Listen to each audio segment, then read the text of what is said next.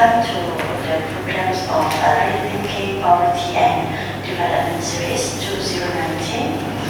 On behalf of the Center, I would like to welcome all the guests and our speakers to our program today.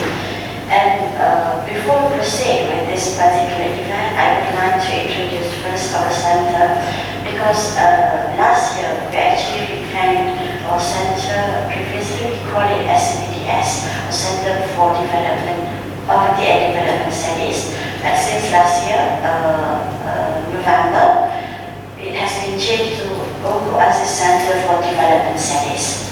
Okay, and it was created to facilitate the activities of the chair. Since 2016, the Center has undertaken steps to develop and further expand the field of development studies to reflect its interdisciplinary nature, to attract a wider participation, to engage young minds, and to go beyond a mono-disciplinary approach to development, meaning that we are not only concerned with the poverty, but more on the development issues. That's why interdisciplinary comes into place, because nowadays we cover, for example, we have in the banner, in the Bante behind us, that there are a few pillars, 11 pillars under our Center. Okay, among others include political economy, which is our discussion today. Okay, and this series is actually part of our core event. Okay, part of the core event, we have several events. For example, throughout the year, we organize national stakeholders. We have a brown bag seminar, and we have rethinking poverty and development series. And the objective of this series, or the objective of this event, is actually to analyze the poverty in the context of broader development challenges, as times requires to rethinking and reframing of old and new development problems, frameworks, theories, approaches, and methodologies from an interdisciplinary perspective. Okay, and this is also to aim or to encourage researchers, policymakers, and stakeholders, among others, to find new understanding and policy solutions to development problems that have confronted developing nations for decades. Okay, and for this event today, under the purview of Rethinking Poverty and Development series, we purposely choose the topic which is under the political economy, one of the Center's pillars, which is the title is Competing Paradigms, Capitalist versus Islamic Financial System in Mitigating Crisis. Okay, the crisis here does not only constrict to the financial crisis or depression. It can go beyond that, for example, in unemployment, human security, and so on and so forth. Okay, we are very fortunate today because we have two speakers. They are not only the academician, but they also have the vast experience in advising the bank, particularly in the implementation of Islamic banking and finance, as well as the takaful. The first speaker today with us is Associate Professor Dr. Asma Abdurrahman, in the area of expertise in comparative economic development, takaful, Islamic banking, Islamic economics, and economics of wakaf. Actually, Dr. Asma is actually our associate fellow, and she is associate professor at the Department of Shari'ah and Economics, Academy of Islamic Studies, University of Malaya.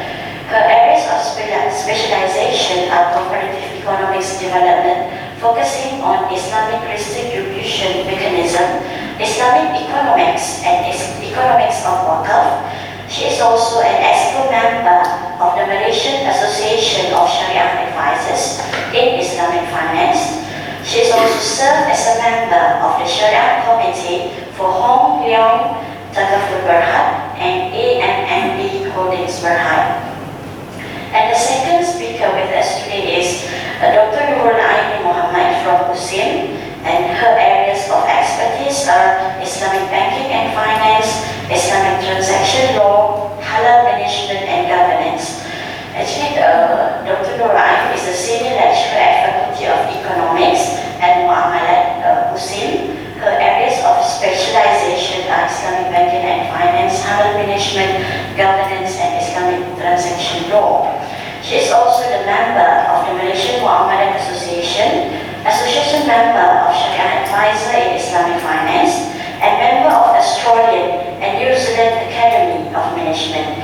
She has been appointed as a visiting academic at University Brunei Darussalam School of Business and Economics, University Islam Sultan Sharif Ali, UNISA, and guest lecturer at the University of Muhammadiyah Yogyakarta, Indonesia.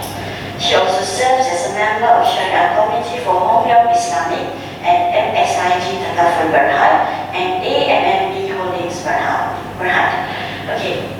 Actually, we are very fortunate because we cannot find this very appropriate speaker other than them to talk about the competing paradigms, capitalist versus Islamic financial system in mitigating crisis. Okay, maybe we can start the discussion or the series today by having several guide for us to go beyond. Okay, the first and foremost, I would like to throw the question to both the speakers that what are the difference in terms of the principles or the philosophy or the goals between the Islamic and capitalist systems? Can Dr. Aslam start first?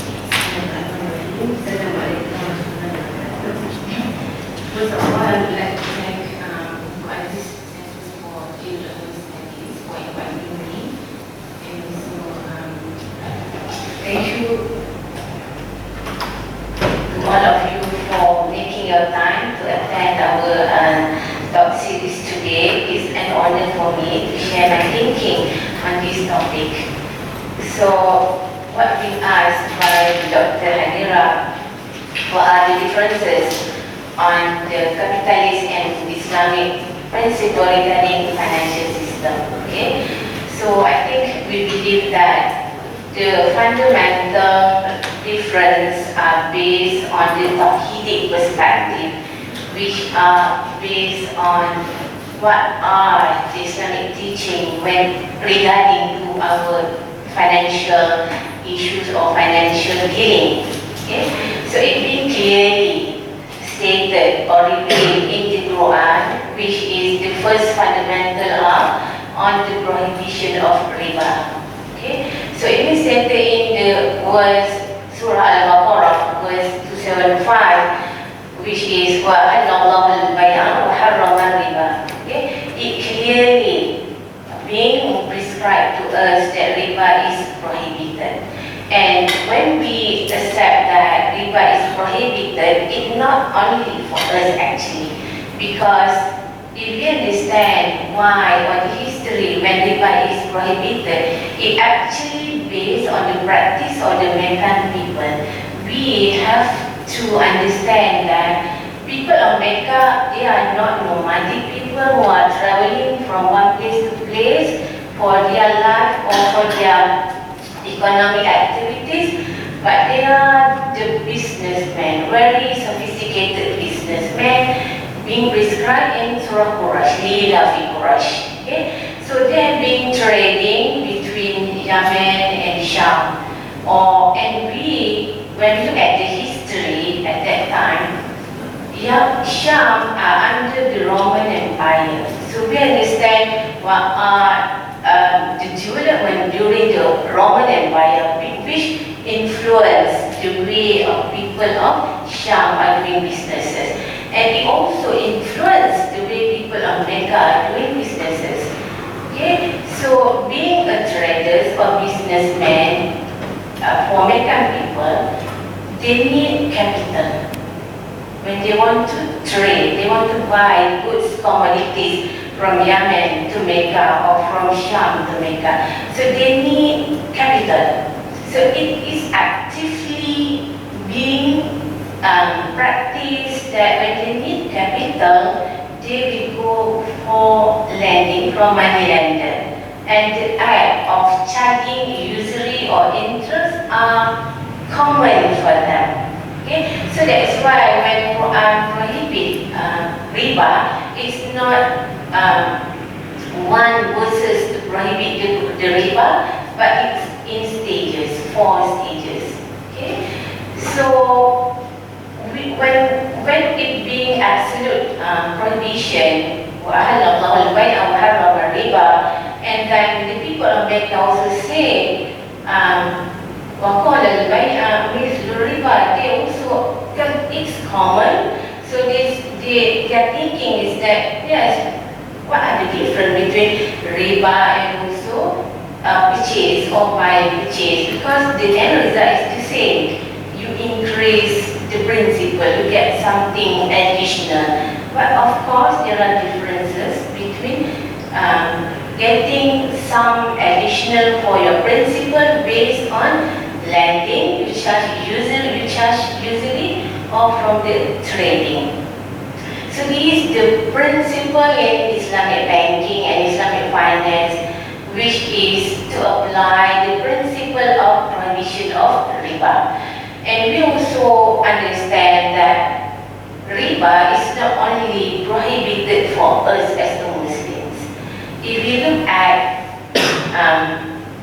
the teaching of Christians and Jewish and philosophers, they also do not allow the charging or usury. So for example, in Christians, in their book, in Deuteronomy or in Luke, or in their teaching, they also prohibit from charging usury among them. And for example, in the Council of Nicaea,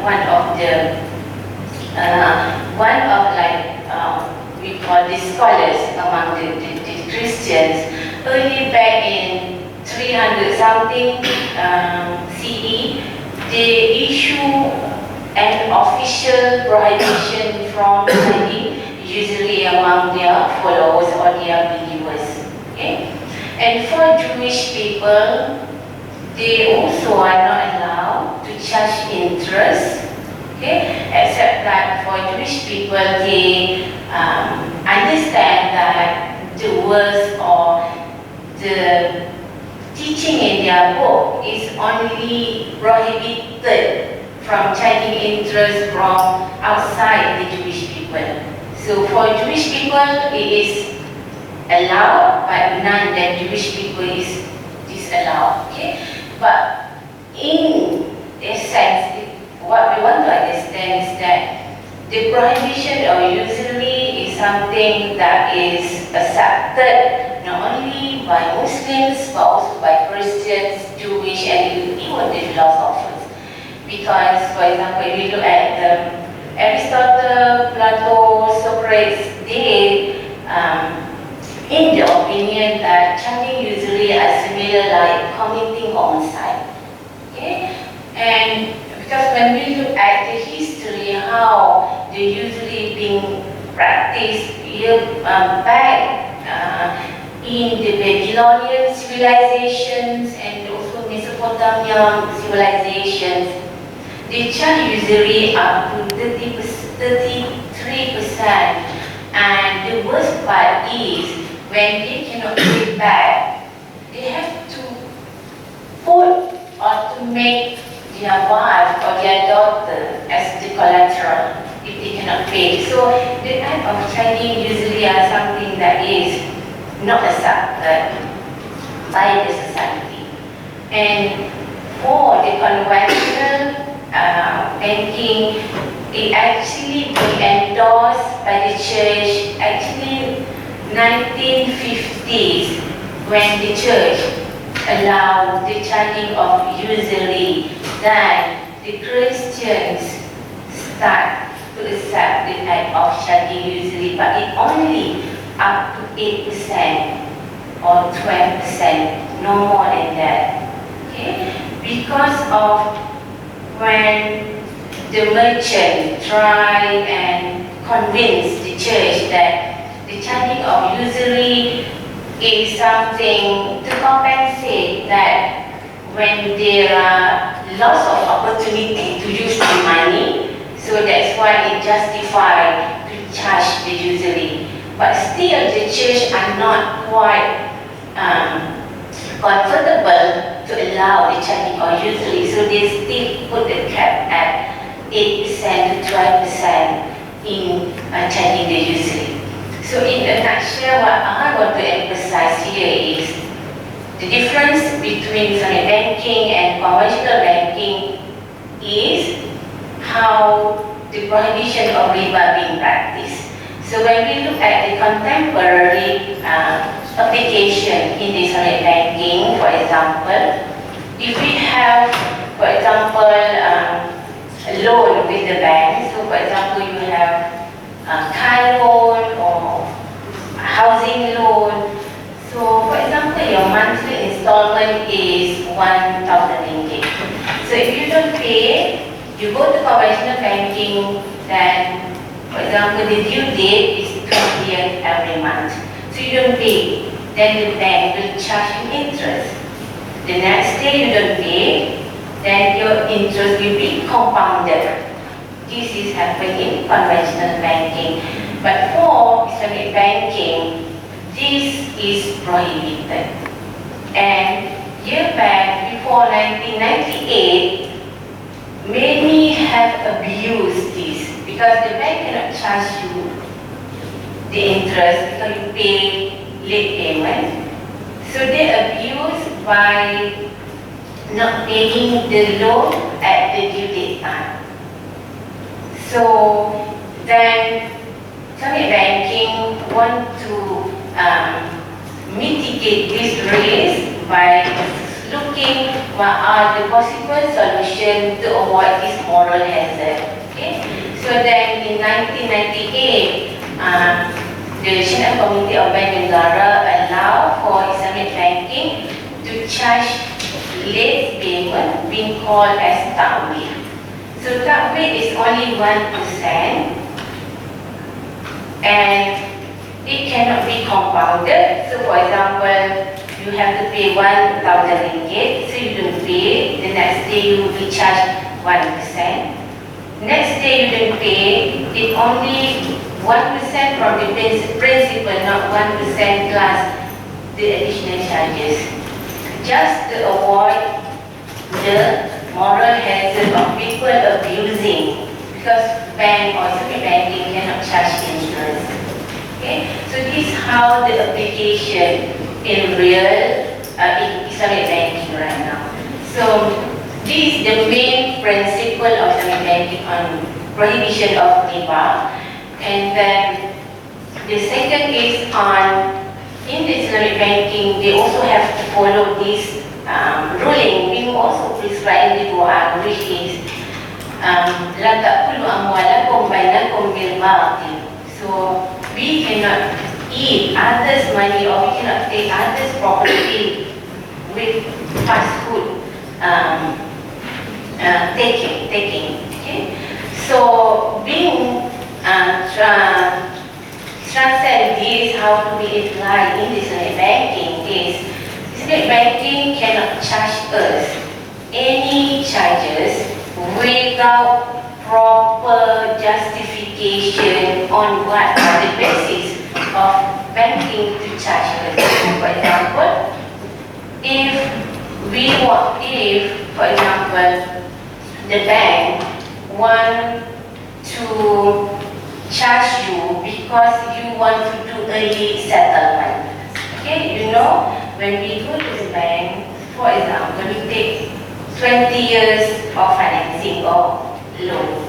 So if you want to settle early, for example, after 2 years, we have money, so we want to settle, right? If you want to settle earlier, we will be charged by the bank because there are early settlement charge. Okay? So in the conventional banking, you being charged because you want to make early settlement, because from the bank perspective, the bank has a book in the bank's book that it has allocated fund for you. They have calculated what will be the expected return for the bank. So now you want to redeem earlier. So then the bank will charge you. Okay? So for Islamic banking, if you want to charge on what basis? What are the basis for you to charge early settlement? So if you can show this is the cost that involved when the bank have to process your early settlement, then you can be charged, but the charges cannot associated with the amount of the financing that you take. So this is based on the principle of la ta'kulu amwalakum bainakum bil batil. The bank cannot take the money from others without the justification that justify to take this money. So this is a little example that I want to show what are the differences between Islamic banking and Islamic finance. Other than that, there are also the other principles which are all Islamic banking have to follow the maqasid shari'ah in giving financing and also in taking deposit from the customers. So for example, if the bank want to give financing to the customers and the customers come when they assess the application, so for example, they want to apply the financing and this financing is to invest or to do a businesses, and these businesses are made violated, for example, the human or the environment. Okay, so for example, if they want to have or to do a businesses or to invest in nuclear or something that can harm the environment, okay? So they cannot grant the financing to this particular applicant because it violated the maqasid shari'ah, which is to preserve our intellect, our life, our religion, progeny, and also our wealth. And especially nowadays, when under our regulatory framework of Bank Negara, which really much emphasize on the value-based intermediary financing, where Islamic banking have to take into account the planet and also the people when they grant the financing. So we also, when we look at this principle of maqasid shari'ah, which is to preserve or to protect these 5 principles, we also, from the other perspective is, if for example, the depositors who want to put their money, okay, so if the depositors are the company who are doing businesses, which are also harm the environment, the planet and everything, they also cannot take the deposit from these businesses. Okay? So for example, if the businesses who want to deposit their money, want to open the account with the bank, and their businesses are harming the people, for example, their businesses are liquor or alcohol. Okay? So if they want to open the account with the bank have to reject the application. Because what are their businesses? Their businesses are liquor or alcohol, which harm the people. So the bank have to reject the application. So it both sides, either deposit taking or giving the financing, the bank have to look at this maqasid shari'ah. Either the intention or what are coming to them, the money that they want to put with the bank, is there anything that violated these principles? Okay? So these among the principles that have to be followed by Islamic banking and Islamic finance. When it comes to insurance, for example, just now we are talking about Islamic banking. So when it comes to Islamic insurance, we also have to follow this principle. For example, if there are businesses who want to have coverage from the Islamic insurance. Okay? And these businesses also are doing businesses that are morally not accepted by the society and also violated this opposite shari'ah. For example, this property being used as the gambling premises, or these businesses being used as brothel businesses. Okay? Then some insurance cannot give coverage to this property, to this building. Some insurance cannot protect this building because this building is being used as the gambling premises. Okay? So this the principle that the Islamic banking and Islamic insurance has to follow, so that it not only follow the Islamic teaching, but also what are the moral being accepted, being looked at the society as something that is to preserve the well-being of the people at large. Okay. So that's my first round of explaining about this.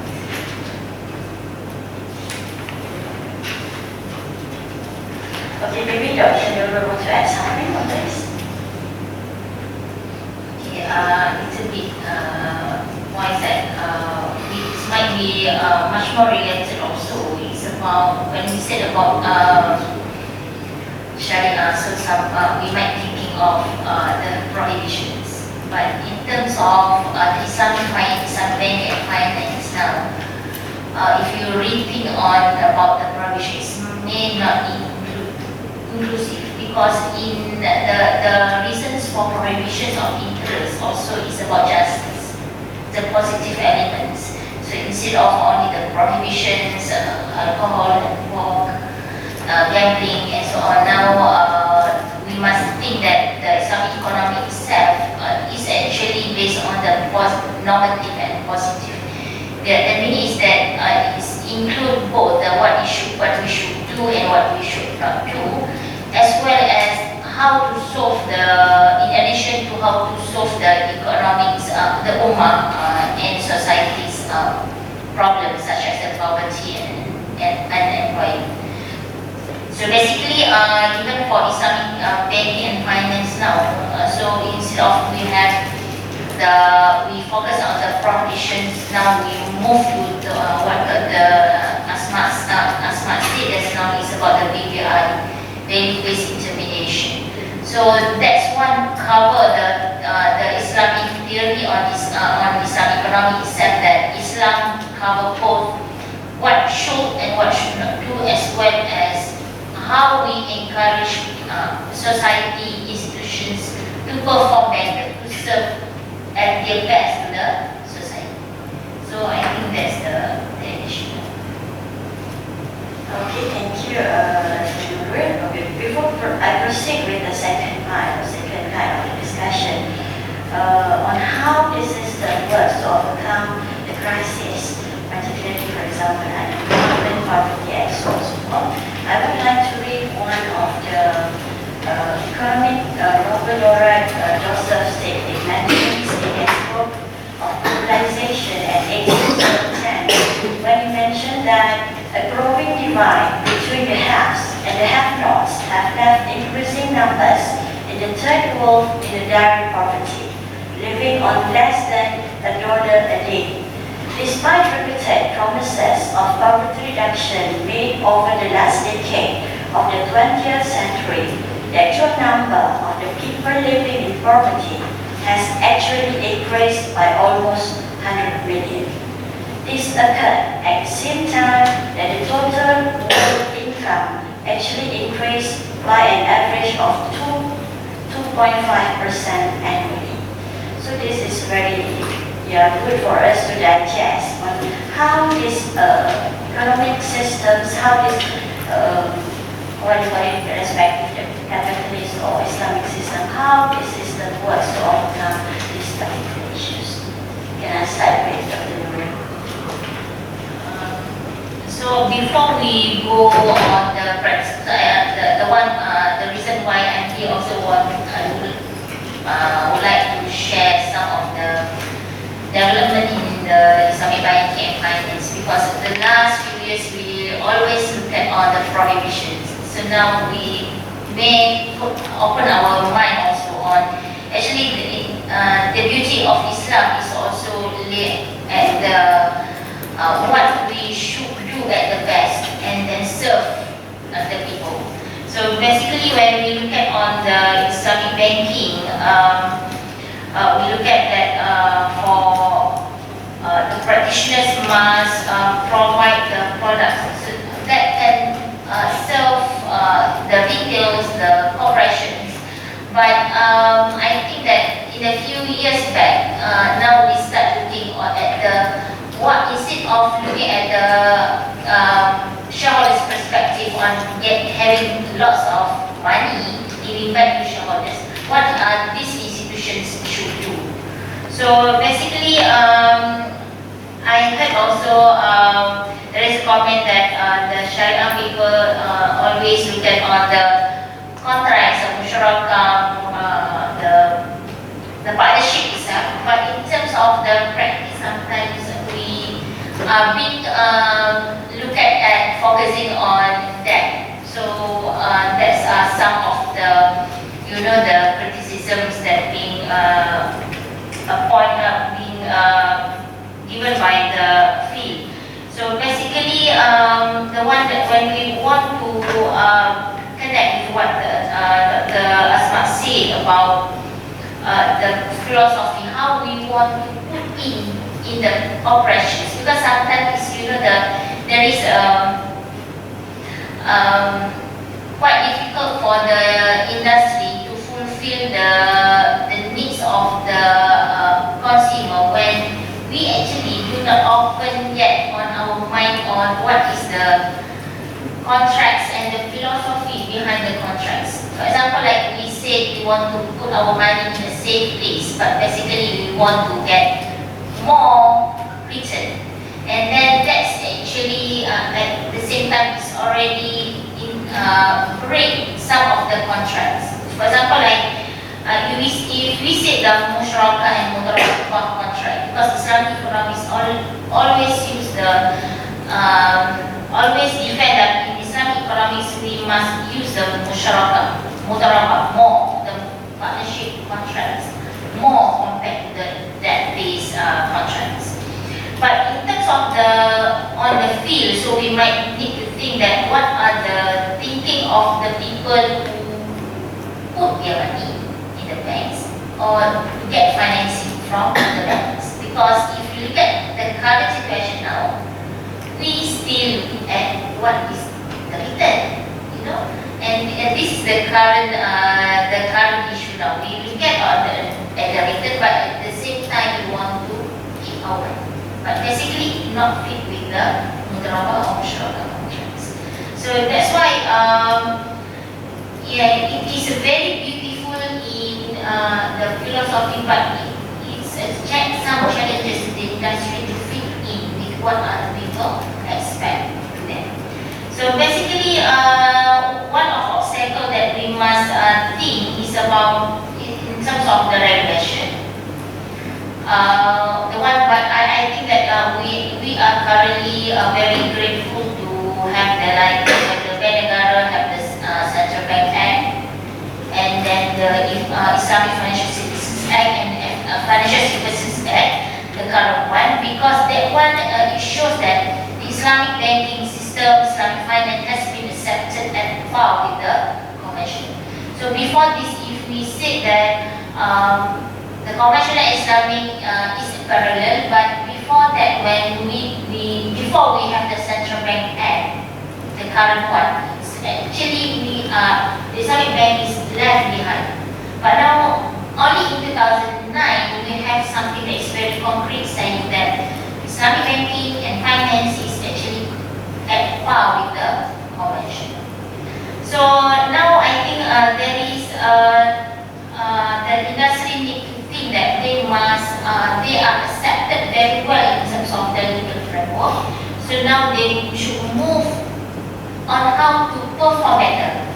So it's not just about because the interest is about the prohibitions, but at the back is about the justice, the fairness.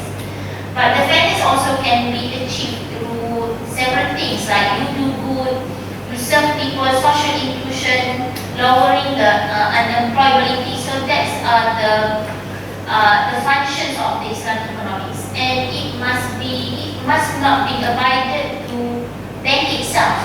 It must be covered by takaful, by wakaf institutions, by Batul Mal, because the Islamic economics is very large, cover the public and non-public economics.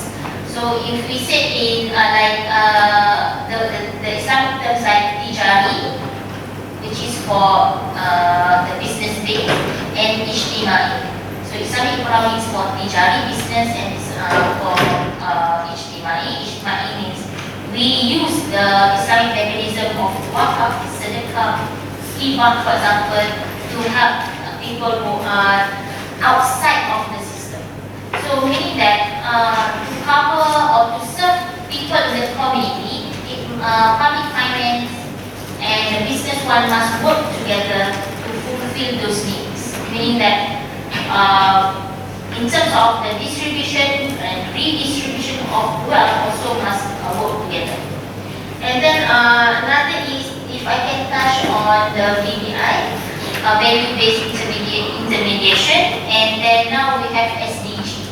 So both are come together, and I think for the industry, they are, because the central bank now looking at this perspective and push the industry to follow. So meaning that in the industry side, they now forced to think about how to serve people very well. So that's why if you look at on the document of value-based intermediary, early last year, there are stress on 3 categories of how the bank can deliver this value-based. So it can be through products, it can be through process, and their delivery. So mean that whenever they, for example, like in the products, whenever they want to provide products, they must think that what this product can deliver and how best they can deliver the consumer. At the same time, using those approach, they can actually sustainable in their performance. So, and again on the compliance, for example, how to fit with the process. Let's say if there is a non-compliance, for example, so the government, the central bank already put some rules on how, when to report, to whom to report, that one to ensure that in terms of the shari'ah compliance, they are fully integrated. So that's the one, and also the delivery. So now we have think tank and so on, so we need to also look at on how this product actually being delivered, so that most of the people that are able to pay, so they can serve better. And I think in terms of the people who cannot pay, meaning that they are outside the system, they must be supported by the wakaf-based institutions, by Tumal, and now we have the social enterprise. So these institutions must come in front and support these people. Because the Islam itself is very beautiful, but sometimes we undermine, because we say Islam is so much on prohibitions, but we do not cater for the positive ones.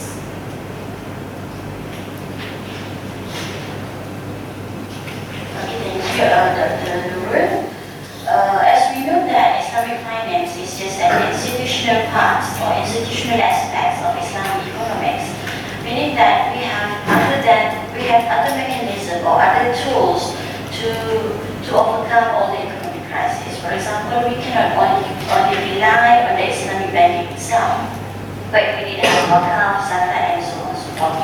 So under this topic, I would like to ask the opinion of Dr. Asma on this matter, because you're very familiar with the subject. So I would like to add some more on what Islamic banking and some finance can also play a role in the event of to expand the employment. Okay, so I would see from this perspective.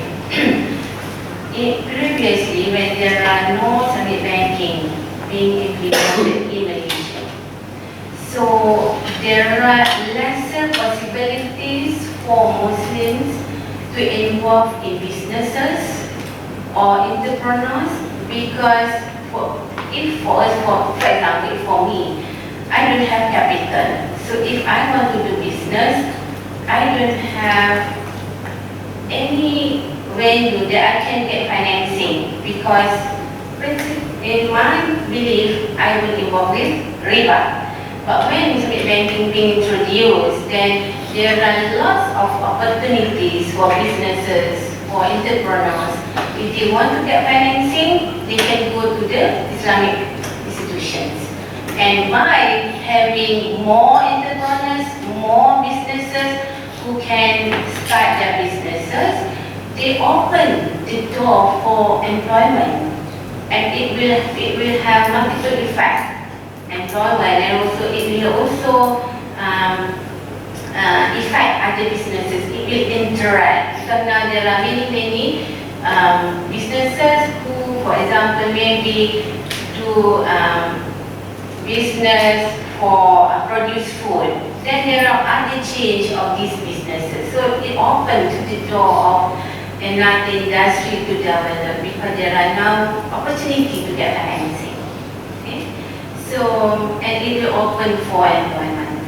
And coming back to the question that Dr. Handra has posed, so when it comes to zakat, so first we have to realize that for zakat in Malaysia is actually nearly 2 billion. Most of them are actually contributed by Islamic financing, by Islamic banking and Islamic insurance, because these are the corporate body who are subject to pay zakat. So we have 16 Islamic banking in Malaysia, so most of them are paying zakat, and each institution pay millions of zakat every year. So they are the contributors for the zakat payment. Okay? So Islamic institution is not only pay income tax, but they also subject to pay zakat. So they are among the biggest zakat payment in Malaysia.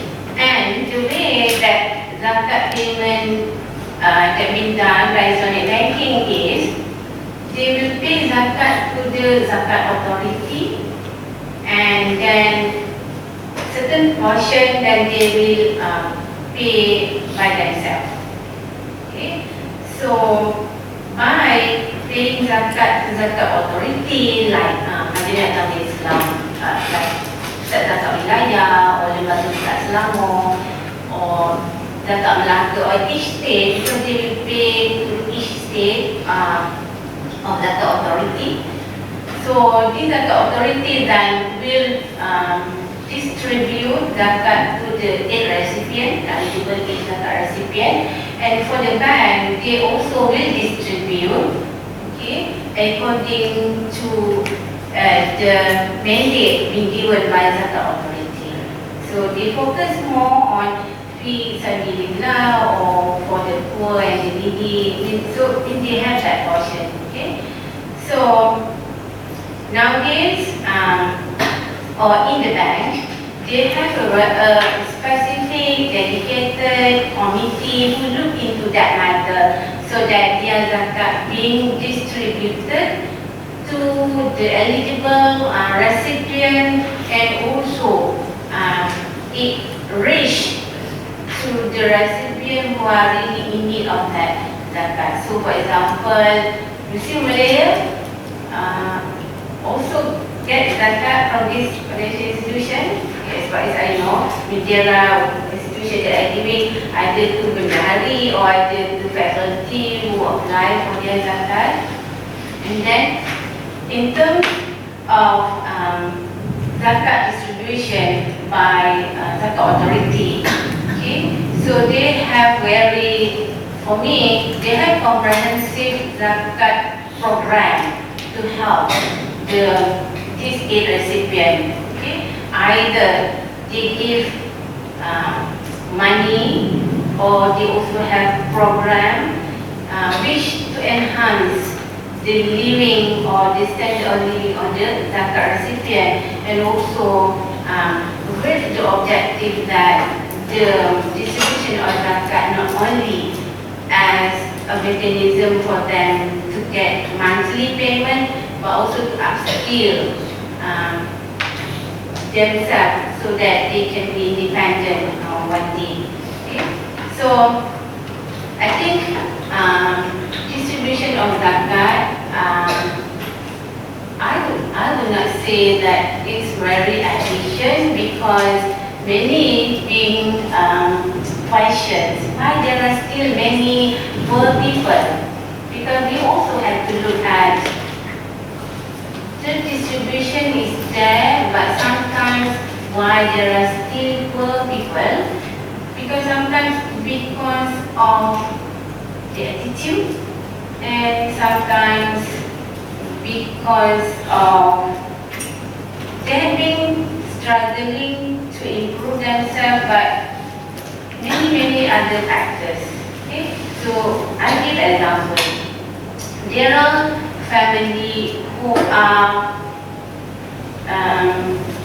being fall under zakat recipient because they previously was a doing business, but because of the economic crisis, so their businesses are not successful.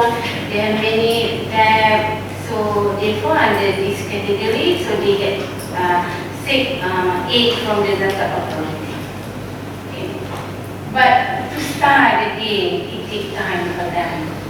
Okay. There also situation whereby they have a family who are handicapped. So you give money and you expect them to success in a short time. It's very difficult for them. Okay. And but then in the situation where they have the attitude of laziness, comfort just to get money from zakat, don't want to change their mindset. So this type of people, it will become liability for the society, for us.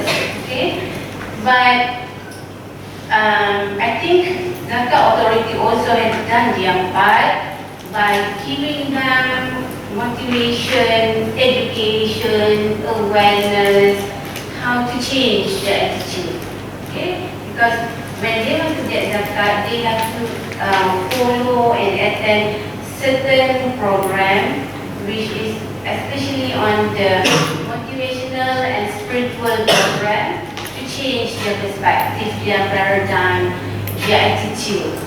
But it's not easy to change the attitude of the people.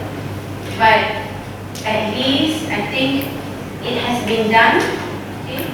And hopefully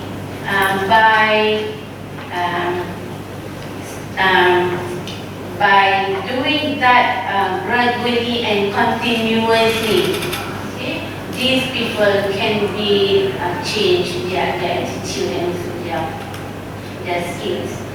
But for us as the zakat payers, okay, we always concerned, okay, do our zakat being distributed to them and efficiently and fulfill the maqasid of zakat. So for us, I think when we give our money to zakat authority, we don't have to burden our mind, okay, to questions beyond what has been done.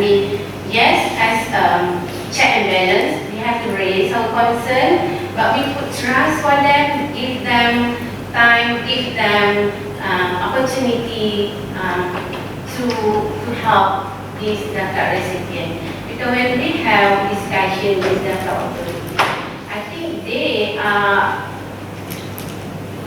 looking forward how to do the best distribution program. But they also alert. There are the problem that they are having, especially with the people who do not want to change. But if they do not want to change, then they want to cut zakat as a punishment for them. So we cannot do that because still they are the zakat recipient and there are the people that being prescribed as the group that are entitled to get zakat. So I think in Malaysia, people, us, many of zakat payers, we also have to play a role. Okay?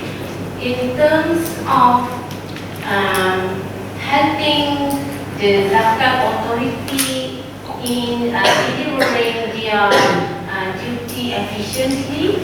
Okay? So, for example, there are also cases whereby people who are actually entitled to that zakat, but they are reluctant to go and seek for zakat because of their dignity. But sometimes their children are suffering. Okay? So we have to play our role, and especially when we at the university, we have the students, and even if we have our children at school, sometimes at school, there are families who are not aware that their children in need of zakat. So the zakat recipient are we can categorize in two categories. One who accept zakat and feel comfort, enjoy the zakat and live life as if yes, I am the zakat recipient, this is my right, so give me zakat. But there are also people who are reluctant to go, okay? And sometimes they do not aware that they are entitled.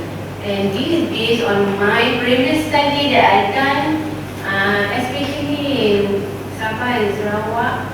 They are not aware that there are zakat aid that they are entitled to get from them. This I can categorize our society into this category. So in this category, who are not aware, it's very easier for us when we play our role to help them.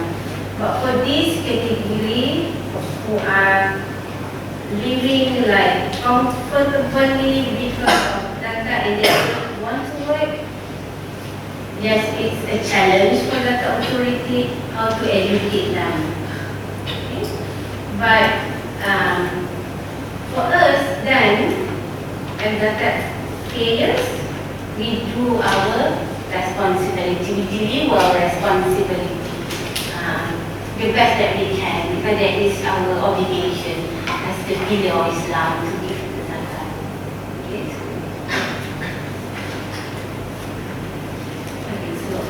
In terms of wakaf, so in terms of wakaf nowadays, Islamic banking also playing their role in putting wakaf as one of the mechanism to help the society. So for example, Bank Islamic, Bank Islam, HB Bank Islamic, Bank Muamalat, Afif Bank Islamic. So they have a specific program on wakaf, which is to help the society.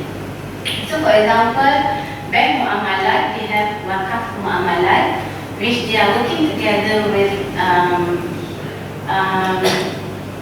wakaf Selangor, which they collect money from the people, they manage the wakaf money, and then this money being distributed to the society based on the need of the society, either the society come and apply, or if they see what are the need from the society.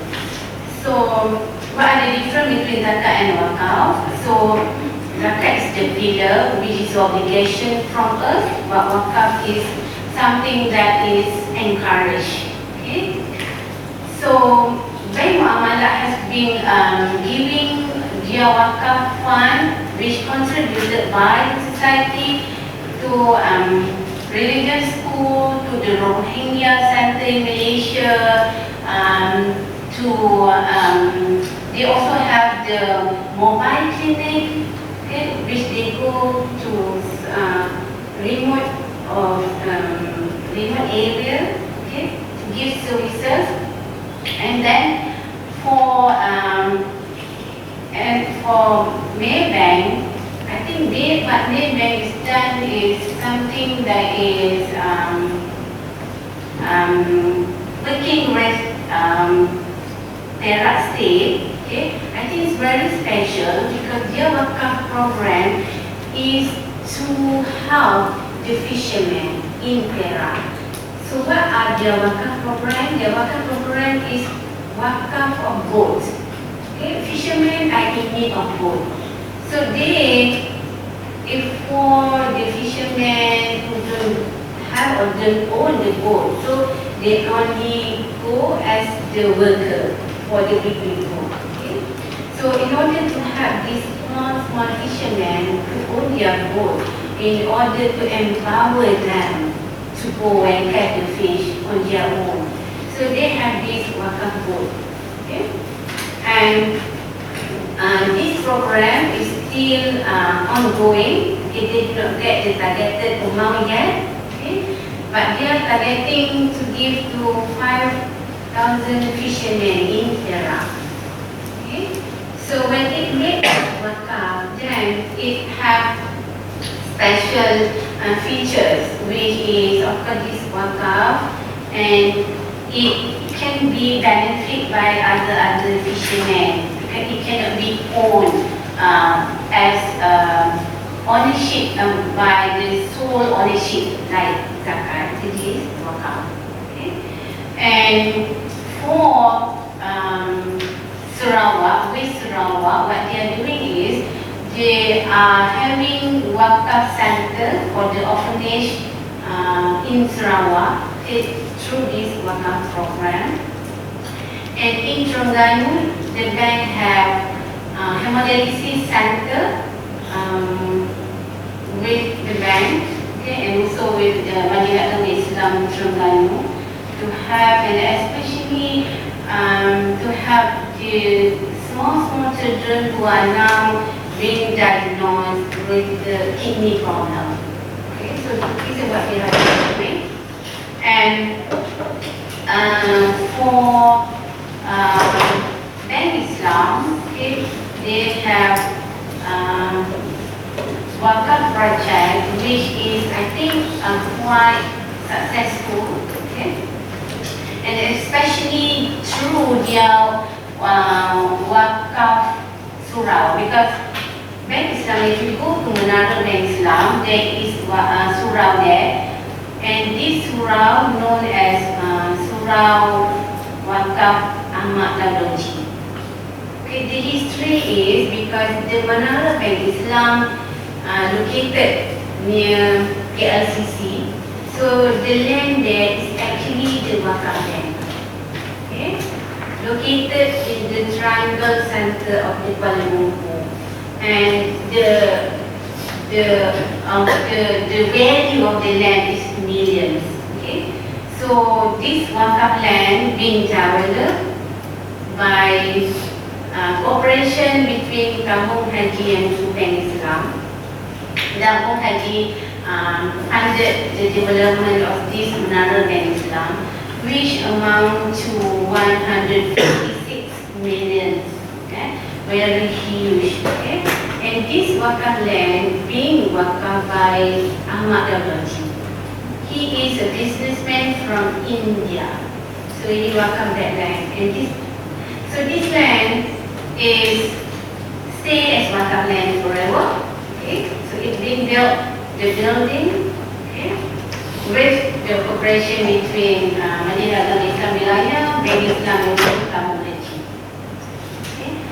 So Bank Islam, they have surau there, and this surau wakaf, their collection is 20,000 every Friday prayer, and they use this money to do many programs, okay, through their collections from this surau. Okay. And this building of Menara Bank Islam being rented by Bank Islam, okay, then the money from this rental will go back to Majlis Agama Islam Wilayah, which then will be used to the benefit of the Muslim society. So you see that this wakaf land, okay, being wakaf by a person years ago, and now the value is very high. Okay, so when it being developed, then the proceed or the income from this property will become the income for Majlis Agama Islam Wilayah, that it can be used for the benefit of the society. So not only that wakaf is being developed by the Islamic banking, okay, nowadays under Securities Commission, okay, they also are encouraging that Islamic financial institution in Malaysia issue the financial instrument like sukuk based on wakaf. And nowadays so they will get some incentives when they issue based on wakaf. Like in Central Station, Johor, they issue rates, wakaf rates in Johor, locking station. They want to build a locking station for Johor, so they have these wakaf rates. So they are collecting money from the society, which is it being wakaf by the society. So what are the difference between wakaf being made by the society through like tabung in masjid and this Securities Commission? The difference is, under Securities Commission, when it being issued as financial instrument, it has proper governance because the issuer has to give a financial report to Securities Commission. So the money come, the money goes, everything being reported thoroughly, being audited by Securities Commission. They have a proper governance, so the society will have more trust by having this kind of instrument. Okay? And other than that, there are also other players who are looking on having wakaf as one of the instruments embedded in the Islamic financial institutions. Year back in 1990s, Syarikat Takaful Malaysia actually also have introduced wakaf takaful. Okay? So this wakaf takaful work, when we take takaful, so we also give wakaf. Okay? So for example, we want to wakaf 600 ringgit. Okay? So we give every month 20 ringgit. Okay? So when the collection come up to 600 ringgit, then the Syarikat Takaful Malaysia will give this wakaf to the beneficiaries. Okay? So let's say after 3 months we die. So the collection are not 600 yet, but Takaful Malaysia will give this 600 ringgit to the beneficiaries from this takaful pool, because we want to commit this takaful wakaf. But when we said this product have to be ended in early 2000 something because of there's no takers from the society. Maybe because of the awareness, okay, but there's no awareness. People want to subscribe to this takaful wakaf. But nowadays, there are other takaful companies who are reintroducing this takaful wakaf with different features. Okay, so for example, in Hong Takaful, they are introducing takaful wakaf whereby if we take for example life takaful or family takaful, okay, so we want to wakaf our the benefit of our takaful, certain percentage to wakaf institutions. Okay, it will be introduced like this rather than we take specific takaful plan being named as takaful wakaf. Okay? So wakaf has become also a very important instrument for higher education. Okay? When higher education, Ministry of Higher Education introduced wakaf as one of the instruments for the universities to generate income.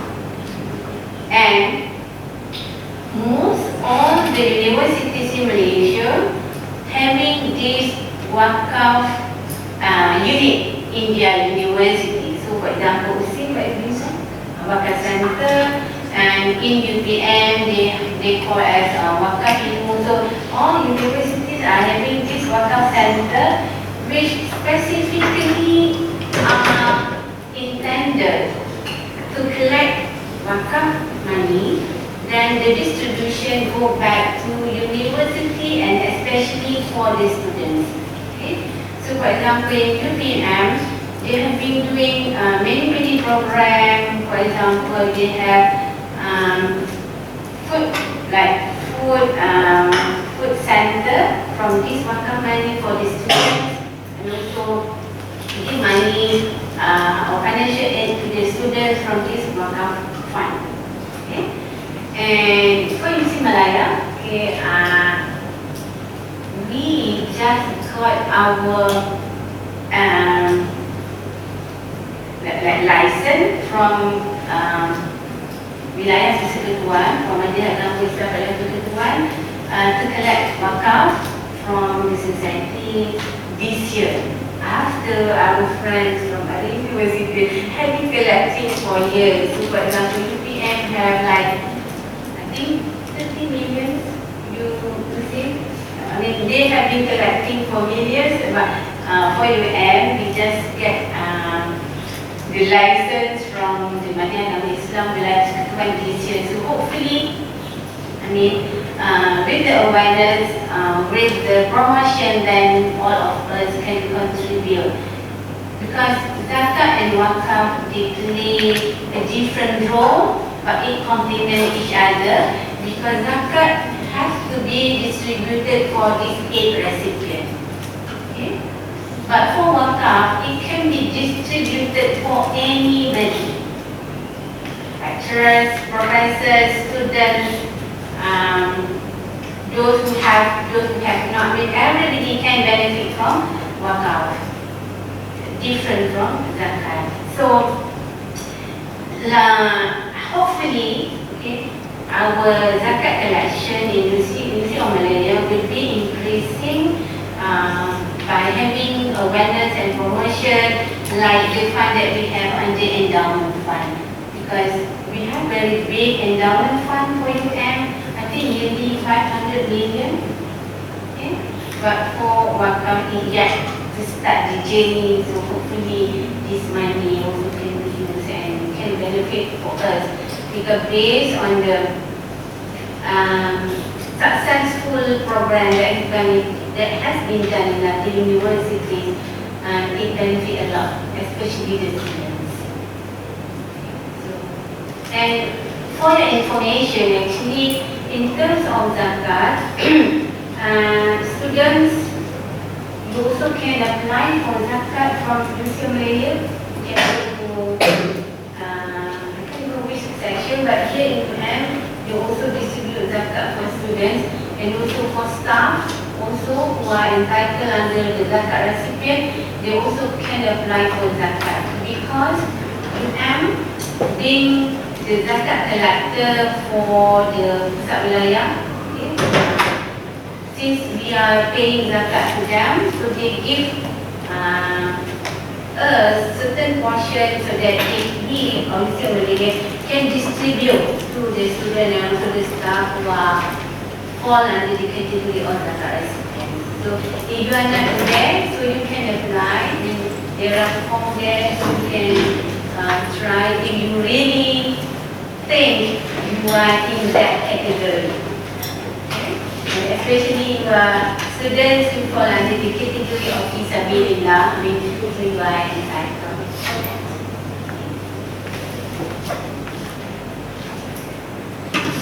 Thank you, Dr. Asma. We can proceed with another question, which might sound very controversial, but we want also to hear the opinion from our speakers today because Islamic finance has been labeled as mimicking or camouflaging the conventional counterparts. So how do you perceive this particular statement and what are actually the challenges faced by the Islamic banks in terms of the operation to make it different from the conventional counterparts? Can we start with Dr. Okay, this question, I think industry always faced with this. So there is actually, in terms of, there is a dilemma for industry also. On certain, on what aspect we are being criticized, especially by academicians, on that Islamic banking is mimicking the Islamic conventional products.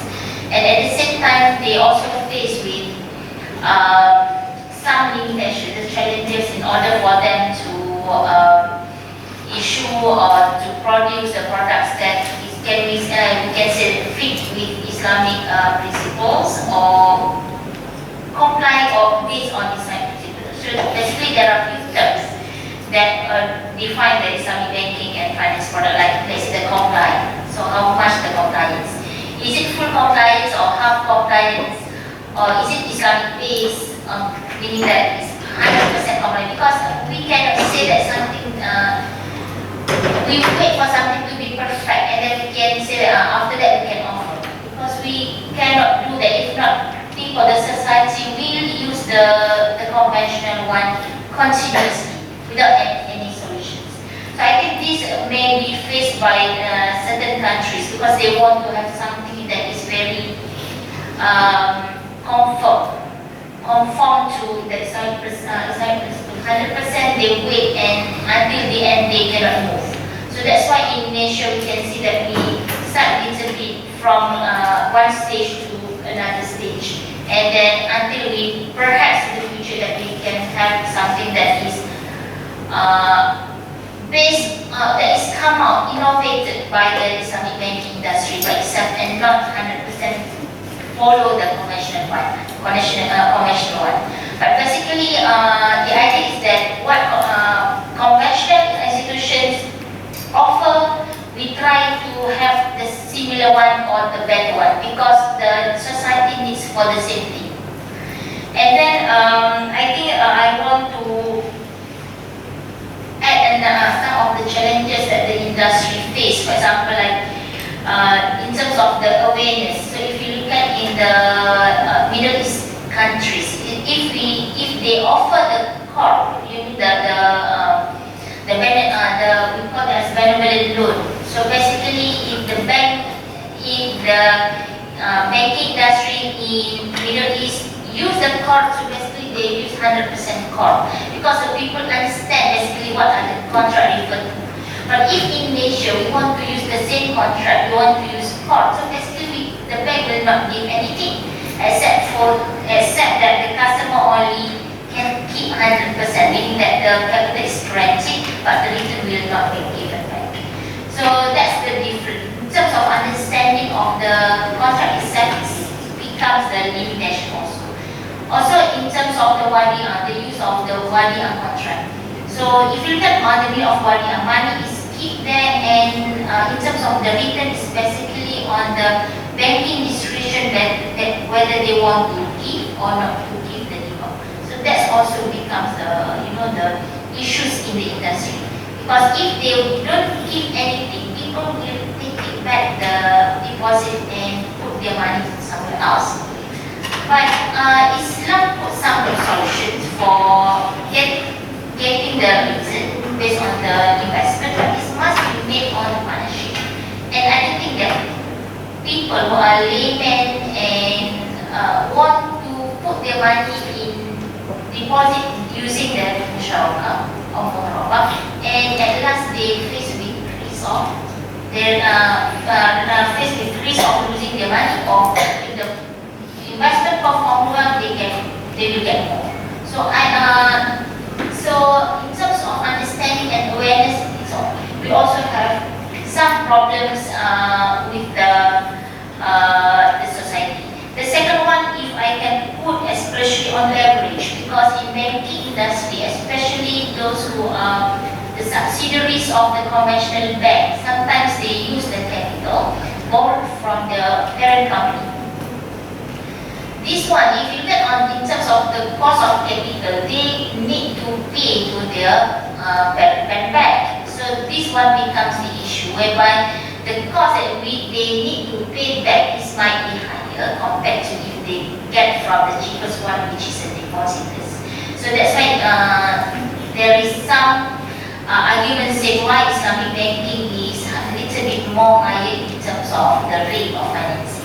But it depends. So it's basically every institution compete with each other. So meaning that the consumer need to be aware on this. For example, like banking, Islamic banks, the cost of capital might be lower in terms of the capital because they do not need to pay back to the conventional parent bank and so on. The next one in terms of leverage in terms of IT, for example. IT usually for the subsidiary bank, you use the parent IT system. So sometimes there is a tendency of having non-compliance because they say in the conventional they use interest and then in here we use the profit. And then sometimes if you use the wadi'ah contract, we cannot give direct or continuous riba. Because based on the federal policy, if the bank give continuously by using wadi'ah contract, is considered as riba based on the court contract. So that's why there is a polemic between we want to give more, but we are restricted also by the shari'ah. But in terms of Islamic bank, we must follow the shari'ah principles because we want to keep the justice. Another is for the challenging is also now we have the fintech, financial technology. We want to reach the consumers, but at the same time, I want to put new thinking to the audience on if we use 100% fintech, do we able to reach people in the rural areas? So that's thing the government, the policy makers must think whether we can reach those people. Because if you go to village, to kampung, some people do not have the connection, or the elders do not have the exposure to IT system and so on. So how they want to get knowledge on the better facilities, better products, or if they want to do some transaction, how they want to do that. Because at last, if we do not consider these people might be excluded from the banking circle. And also, I think this issue should be considered of, and if we are the intermediation also, then we might be thinking of how to solve this issue. Okay, in terms of, I think the one that Dr. Asma said is about the wakaf and so on, and how the banking system is also now collaborating together in terms of the public finance. So I want to stress again that the roles of responsibility to ummah, to society, must be shared among the public sector and the business sector. Because all of these sectors in Islamic finance is based on the main philosophy, which is the as Brother Asma said, the Tawhid view. It's either the final one we want to get the blessings, and these must be shared together in the public sector and then the business sector within the economic system. So basically, if we look at if we read on the current trend in Islamic banking and finance now, so as I said, we have the VBI, value-based intermediate, because the government now look at on the positive aspect also. And then we have the SDG, the social development goals. So that's why both of these two perspectives actually, because we do not see that what it is practiced in the conventional is something that some of them are not contrary with Islamic teachings. So that's why for us we need to also learn from the Western part, because that's why when we say the complete paradigm capitalism, some of them they are neutral, so everybody can practice. So in terms of SDG, now the Statistics Commission also encourage the crowdfunding, because they provide the rules for crowdfunding. They also encourage the industry to come up with the SDG incentives. For example, like in banking industry, most of the banking industry, they are forced to come up with initiative for BBI. So I think when we browse, we compare with some of the institutions, we can see that some of them focus on wakaf and sedekah. Like the Islam Nation Berhad now is very, very active to involve the universities and institutions for the wakaf and sedekah mechanism. So as one of it is the Menara Tabung Haji, I think some of the institutions they involve with developing the housing areas. I think that one in there. And also involvement in halal industry. So halal trends, the pensions. So there is an initiative also to do collaborations with Jakin and so on to encourage the SMEs to get financing from the banking institutions, some banking institutions, they provide some incentive like loan rates and so on. Another thing is that the other one, because the SDG is quite broad, it can be zero hunger, it can be avoid the pollution to environment, water, education, health, and so on. So now we can see that banks now move to paperless. So mean that you can photocopy lots of the documents. So some of them supply having the meeting using the notebooks and so on, to know what the papers. And also provide incubators for small business. So they actually do trainings, monitor small companies, give advice and so on in order for this business to grow. So that one also is part of the value-based intermediaries guidelines. And this now every banks come up with lots of innovations in order to fulfill the banks, the central bank needs. Another is, if you can see in the financial sectors, especially in the capital market. So because the industry also moved to SDG, now we have the social impact, whereby some of the instruments is targeted to develop like the education system, health and so on. And in the, let's say in the social impact group, they put small portion for, meaning that the company will get some return and part of it they will use to develop or sustain, let's say, the education providers or health facilities. So maybe that instead of these people focus on getting money from sukuk investment. So one of it they channel to the SDG purpose. Another is green sukuk. Sukuk that is used to financing, like say the solar system, or the one that the World Bank use is for the vaccine, because they financing the vaccine to the people in third world countries. So that one also use the SDG, or what I can say is that the positive one, what is good from Islam. So help others, sharing and so on. So this is also applied in the business sector. Another one is Takaful, they already started. This is November last year. So the Takaful also will use the same in order to fulfill the requirements of the government. They need to think of the sustainability also. So the BBI, as I said, can in their products, but it's not limited on their product. It's also process.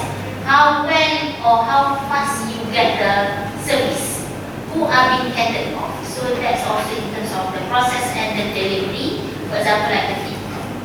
So cheaper, fast, and you can reach as many people as possible. I think that's it for. Another one is also the purification. So I think that one is also shows how honest the banking institutions or the people who work in some banking institutions to make sure that your money is clean.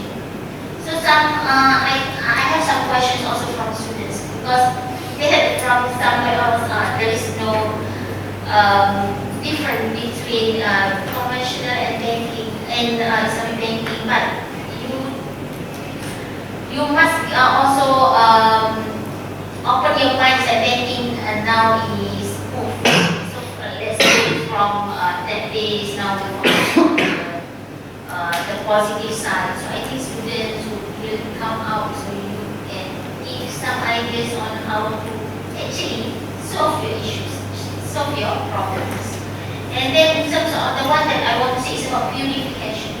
Purification means let's say if you put your money, you invest your money in shari'ah-based stock, but basically, even we say shari'ah compliant stock, it's basically not 100% clean, because sometimes the bank may put your money in non-commercial bank.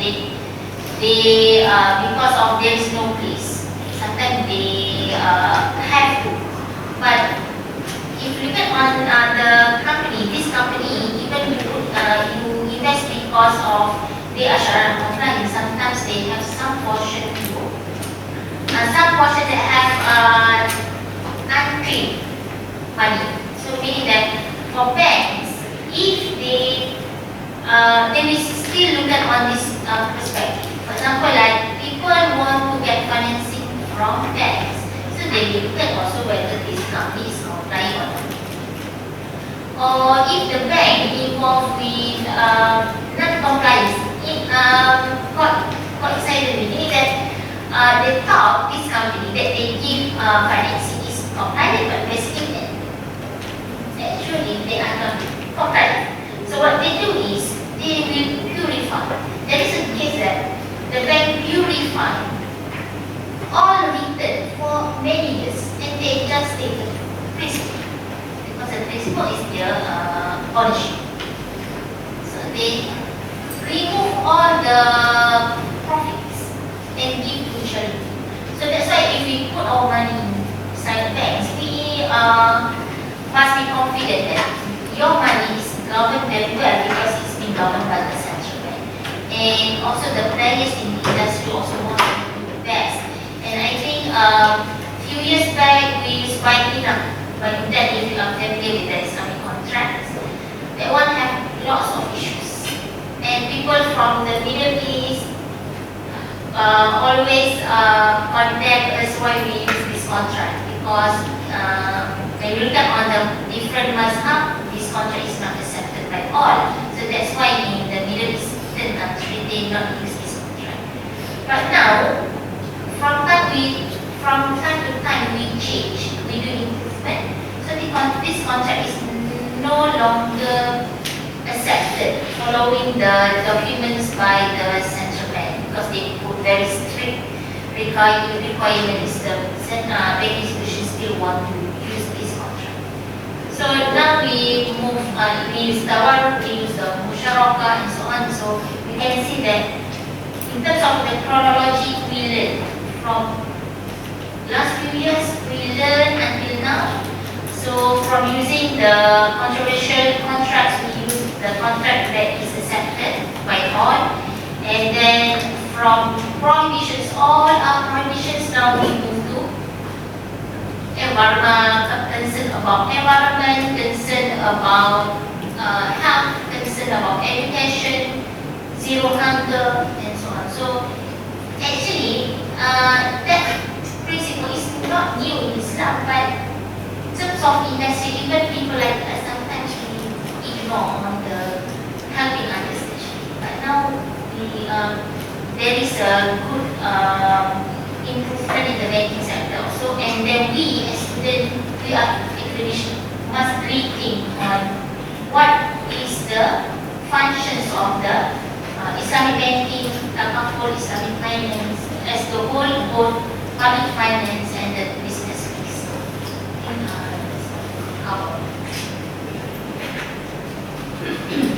Okay, so I think the challenge that Islamic financial institutions are having more on the issue of human capital.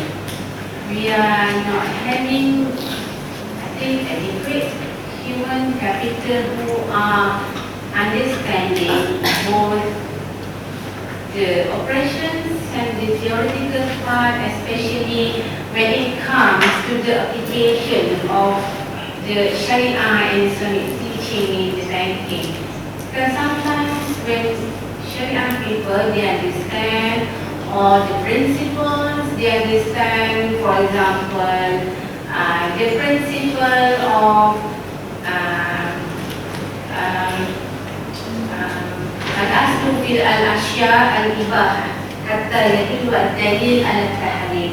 So but how this principle can be applied in Islamic banking, and also sometimes when the operations or the players or the bankers are talking about, for example, the financial ratio of the Basel III, so then the Sharia people do not understand what it means when it being translated into the operation.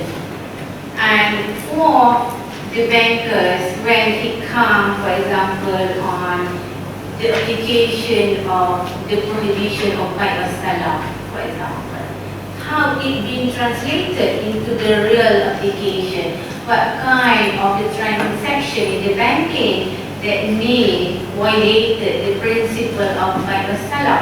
So this is among the issues that I think that we're still in the process of equipping both sides to understand these issues. Okay? Because for example, when graduates from Sharia studies, from Islamic studies, want to go and work in Islamic banking, they still lacking the operations part. But for students, for example, graduating from faculty from your faculty, go and want to work in Islamic banking. So if, for example, you have to develop a product, what kind of Sharia principle that needs to be used? So I think these among the challenges that are facing by Islamic banking. And this can be seen, for example, when the banks are doing the Sharia review and Sharia audit. So Islamic banking, Islamic insurance, they are required to do Sharia audit and Sharia review. So this function or these exercises are required under Islamic Financial Services Act 2013. So post launching a product, bank has to do the Sharia review or Sharia audit, okay? Which is to check either the product being introduced are in line with the Shariah principles, in line with the decision that we made by the Shariah Committee of Bank Negara and also by Shariah Committee of their respective institution. So, for example, if the launching or the introduction of the product say it should use this contract, for example, like tabaru or ma'at or ijarah or wakalah non-bainah. But when it comes to the application, if the operation people use the bainah contract, then it violated the endorsement given we should use the Shariah contract. So if that case happens, it may impact the financial income for the bank, because if wrong contract being used, then any income from that particular contract cannot be recognized by the bank as the income. It should be purified, it should be given to the charity. And if, just imagine, if it happened, for example, for the financing which amount 200 million, how many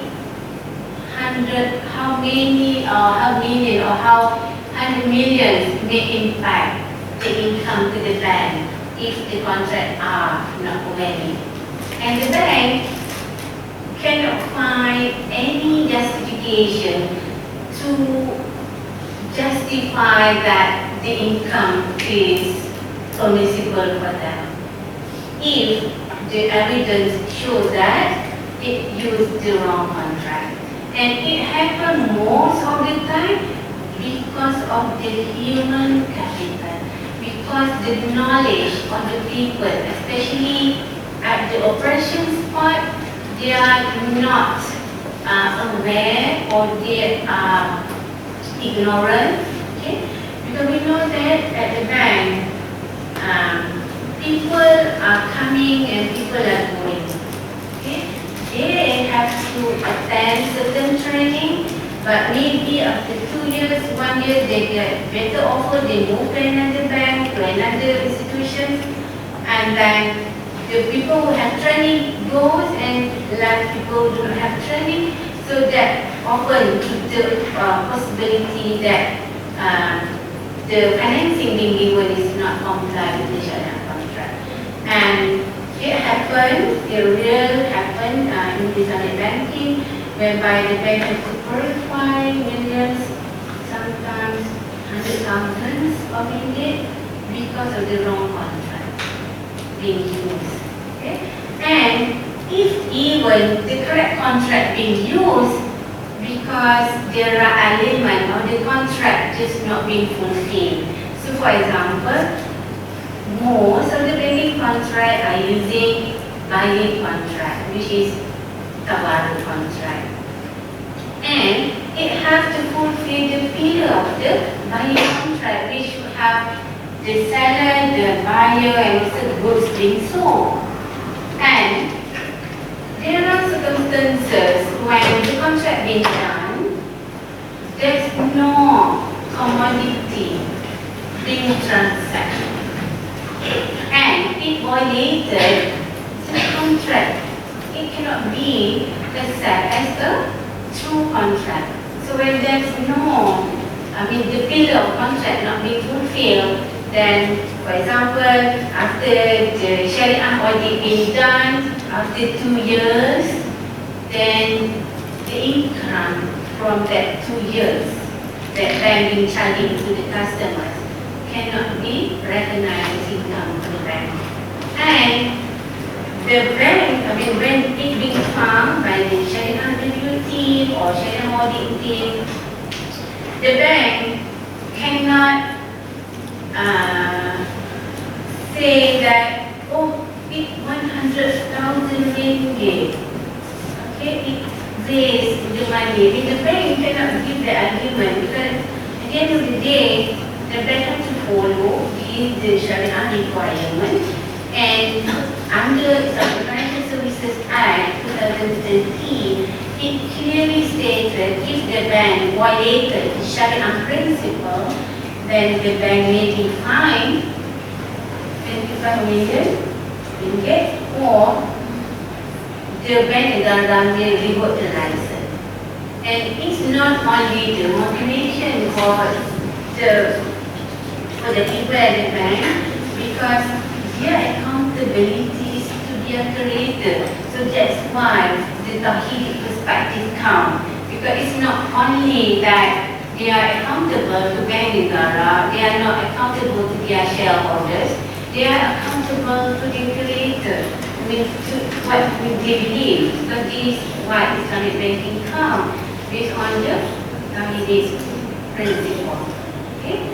So, in terms of the challenge of developing human capital, so we know that the Bank Negara has put a very much emphasis that for those who want to do this shari'ah or Islamic banking, they have to ensure that their staff at the bank be given the training properly. They must have the annual schedule of training for them to avoid these cases.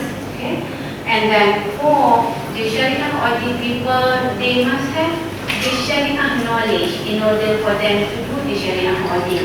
Because Shariah audit being done by the accountant and auditors. And it is compulsory that these accountants and auditors have to equip themselves with the Shariah knowledge. Okay, so they have to understand. And for Shariah review people, yes, they must have the Shariah qualifications. But as I mentioned earlier, I mean, people come and go, so they have been given the training, sometimes they left, and the bank keep on looking for the talent who can fulfill this requirement, who have both knowledge, okay, the operations part and also the Shariah part. And it's quite challenging because as we know that the businesses, the operations are developing. Every day there are new developments in the operations, many products, and as mentioned by Dr. Nurul sometimes, because this product are being offered similar with the counterparty or the conventional institution. And why? Because sometimes because of their demand, because there are customers who want similar product that being introduced by conventional banking. So if the customer want this product and the customer are really much want the product that has similar features but do not involve usury or riba, so then they go and ask for the bank to introduce this kind of product. And especially if the customers are the institutional customers. For example, like we, Muslim Raya, so Muslim Raya deposit money in the bank, so the Muslim Raya have, for example, 50 million, 60 million, so based on the institutions, so if their board are very much emphasize that their institutions put the money which are not violated with usury, so they might request from the bank introduce this product. We want this similar product that we introduced by the conventional, but we want Islamic ones. When we want these features and features, so that's why bank offer this kind of product.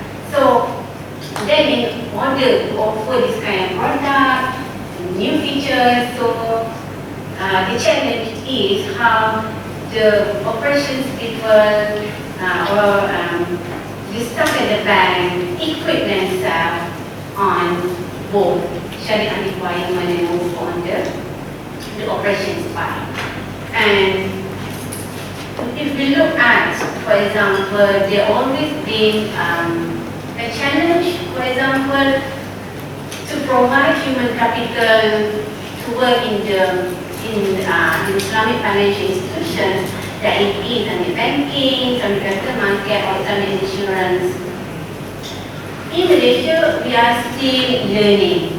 So many of the lecturers at the universities, most of us are not bankers. We are purely academicians. So the knowledge that we have from the book. So sometimes the book being written 5 years ago, and we still using that book. And so we are teaching the whole history of Islamic banking to our students. So when our students go and work, they are lacking of knowledge of what are the current developments. Okay? So I see the challenge is not only facing by Islamic financial institutions, but for us, for academicians who are offering or who are teaching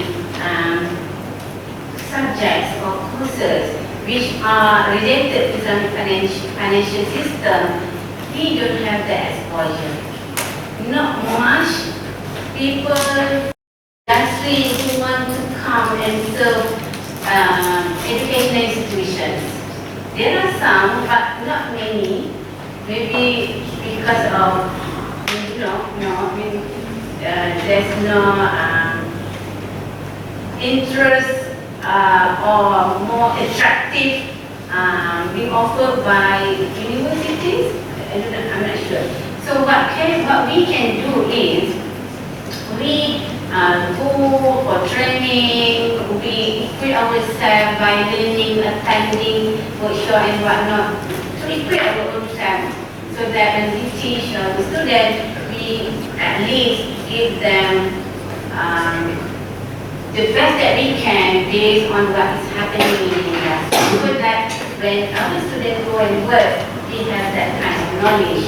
Okay? And even banks are also having this INSAF as one of the plan to equip or to help the industry to have the talent or enough talent, but still to enroll with INSAF, not many, okay, are capable because of the fee quite high and not, and it only offer at the master's and PhD level. There's no program at the bachelor level that being offered by INSAF. Okay?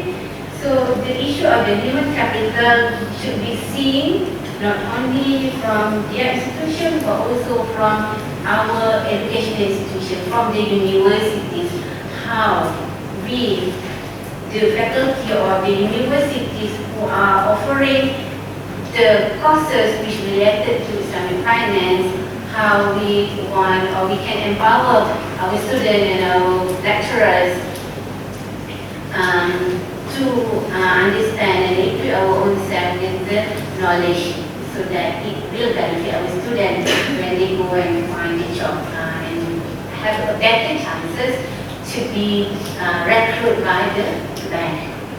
And for me, I always look like that the struggle to prepare our students to serve for the industry and something for me like da'wah or jihad, because what they will be doing, what they will be delivering in the industry is something that is to fulfill our need, to get financing which are not involved with usually. So we need somebody who can work to fulfill that wisdom. So for me, I see that as something that is our jihad or our contribution to uphold this institution, which benefit us in the long run. And Other than that, on the challenge that we are facing is when we want to deposit our money with the Islamic bank, or if we want to invest our money either in shares or in unit trust, we always want a good return. Okay? We always want higher return. Yes, as an investor, we want a return. But at the same time, this institution, so for example, if we invest in unit trust, okay? So for example, we invest in public mutual unit trust or other unit trust, okay? So this unit trust, they will invest our money, okay, in order to give return to us. The challenge is there are not much investment revenue for this unit trust to invest. Okay, there are not many for this institution to invest. Okay, so that's why sometimes we get not quite high return because the limitation of the place for this institution to invest. And for example, if we look at Amanah Saham Bumi Putra, this is one of the unit trust. I mean, if not, it being guaranteed under by the government. Okay, so this is an example of the limitation of the place for the investment. So PNB or Amanah Saham Bumi Putra are holding, I think, 800 billion of money. Okay, and they have limitation to invest the money because there are not much place to invest, because the amount that they hold at TSD is bigger than the shares being traded in Bursa Malaysia. Okay, and whatever the investment venue there with EPF, since they also have Shari'ah compliant EPF, they will grow. Okay, then everybody are looking for this Shari'ah compliant, but we are lacking of the avenue. Okay, so that's why in Malaysia we have the Shari'ah ruling which allow that if the investment being invested in the investment that have certain amount of investment that are not compliant with Sharia, it is tolerable but subject to certain limit. Okay? So for example, we cannot invest in the investment which are having return from the interest, but it being given the tolerable benchmark up to 5%, meaning there are 5% of the return are from the usury. Okay? So for me it's a challenge if we are looking for purely and also 100% Sharia compliant. But looking at the situation that we are facing in Malaysia, due to the lacking of 100% Sharia compliant revenue, so then the Sharia people come to that conclusion based on Maqasid Sharia, which is if there's no tolerable benchmarking which allows 5%, then it will be difficult for us to find 100% purely Sharia compliant revenue which are open to be invested. So, for example, Bank Islam Malaysia. Bank Malaysia is not registered or not being traded under Bursa Malaysia, so you can invest in Bank Islam. So, that's the example of the scenario that we have. Okay, so this is a money challenge. Okay, so but if the bank or the institution want to invest outside Malaysia, because there are lots of investment opportunity outside Malaysia. Okay, so we also open or exposed to the risk, political risk out there. For example, if we invest in shari'ah compliant investment, so for example, Apple is one of the shari'ah compliant investment, but very difficult to get Apple shares. Okay, I mean, but for the big institution, they can go and invest. I mean, not by individual. So unit trust, so they can go. But there are, for example, exposure on or risk on what are, for example, when Donald Trump have different policies, it may affect the price of the shares from US, for example. So it is among the challenges that we have. Okay? So I think that's what I want to cover. And I said one point that I forgot to mention earlier about when another challenge is when there are crises in the economy. So people might not able to pay their loan to the bank. Okay? So it may, in this situation, it may occur the situation whereby the customer may want to have restructuring or rescheduling from the payment. Okay? So for conventional banking, so if the customer wants to rescheduling or restructuring because they are not able to pay. For example, the businesses are not doing well, so they don't get income, so they want to rescheduling. For example, from 20 years to 30 years. Okay, it can be done by virtue of clicking in the system, that is done. Okay? But for Islamic banking, to rescheduling and restructuring, it needs a few things to be taken care of. Okay?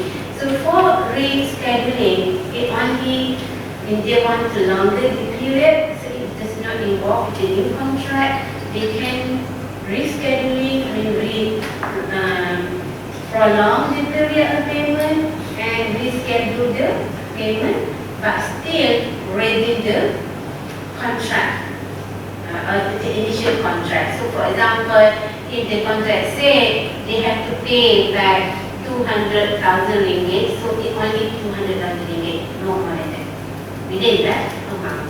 But in the event that they need to restructuring, they might have new contract, and by having new contract, there might be an issue when in Islamic banking, when again human capital, they are not familiar to the restructuring, they may be restructuring at the period of payment and charging more. That it can amount to riba. So any payment from the customers, it will be trigger the usually or the interest part. Okay? So in the crisis, and as far as I know, in many occasions during the crisis, when there are when the bank has to exercise rescheduling and restructuring, sometimes the bank may delay. Any charges they don't charge because under the Islamic principle, when people are indebted to us, the principle is financiers ila maisarah. Then you don't charge them, you don't chase them until they are quite comfortable. I mean, they are not in the situation that they are not in the what do you call that restricted situation or maybe difficult situation. Okay, financiers ila maisarah. So this principle being used, I mean, many of the cases when we look at this principle, financiers ila maisarah, wait, they don't chase the debt, wait until they are in the better situations. Okay. So with that, thank you very much. Thank you very much, Dr. Asma. I will now open the session for the Q&A. Is there a question from the floor? Yes. You may introduce yourself.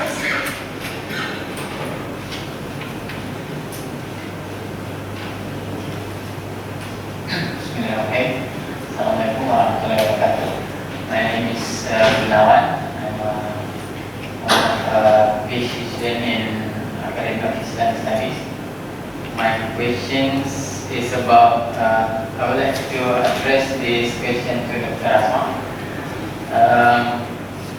Dr. Asma mentioned before about takwid, about 1% charged by Bank Negara. So my question is it doesn't matter how much the percentage, but it's still riba issue inside that contract.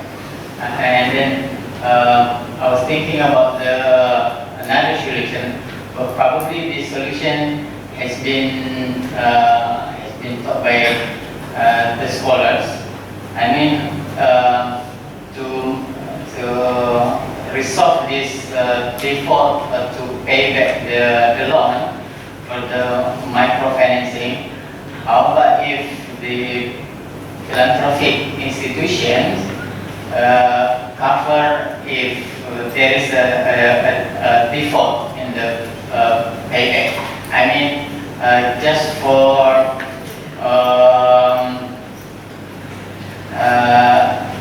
in case about the lenders will run, so philanthropic institution stand behind that situation. I mean, if we look at the one of the 8 asnaf who are able to receive the zakat, for example, there is a percent in that will be covered by the zakat, if I'm not mistaken. Thank you. Okay, thank you. So, based on the downgrade issue, it being introduced in 1998 when Negara issued this ruling. Okay, the history why it being introduced because starting from the introduction of Bank Islam in Malaysia way back in 1983, so people are abusing because bank cannot charge. So what they did, they take more time to pay, but at the same time, if for example, they have two financing, one with Islamic banking, one with conventional banking.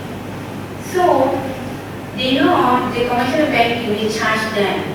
So they pay the conventional banking first and they put aside the Islamic banking. It becomes abusive and Islamic banking being seen as you are not important. So you cannot charge interest. I will pay first this conventional banking because they will charge me interest. So from Shariah point of view, from the perspective of Allah and faith and the principle of al-darar yuzal, okay, the harm should be eliminated. Now, when we take financing, we have to understand whose money we are taking. It's not the shareholders' money. The bank is financing to us from depositors' money, our money. It's not the shareholders. The bank are using our money, depositors' money. So, we as depositors, so don't imagine depositors of us of having 100 ringgit at the bank. Institutions like Muslim Malaya who are putting 50 million money in the bank, and other institutions who are putting their money at the bank. And for example, ETF, how our money with PF. Okay? So do we want this money being abused by not charging the trust fee? Okay? So based on that principle, then under the Islamic law, under the Shari'ah principle, when people are abusing or harming others' rights, then it is permissible to charge. Okay? So this is ijtihadi. I mean, this is something that based on the ijtihad from these scholars. Okay? So in Malaysia case, ta'wid can be recognized by the bank as their income 1%. But in certain jurisdictions, 1% cannot be recognized by the bank as their income. Okay? But the argument from when the dollar allowed the charge of 1% because of the abusive of these people money. Okay? So this is the basis. So when we want to propose that microfinancing or philanthropic institutions to help these people who are not paying, so we have to look at the structure of the customers of the bank. There are retail customers like us who only take the financing to buy car or to buy house. Maybe we only take 100,000, 300,000. But if the customers are the corporate customers, they are not taking financing for the amount of 100,000.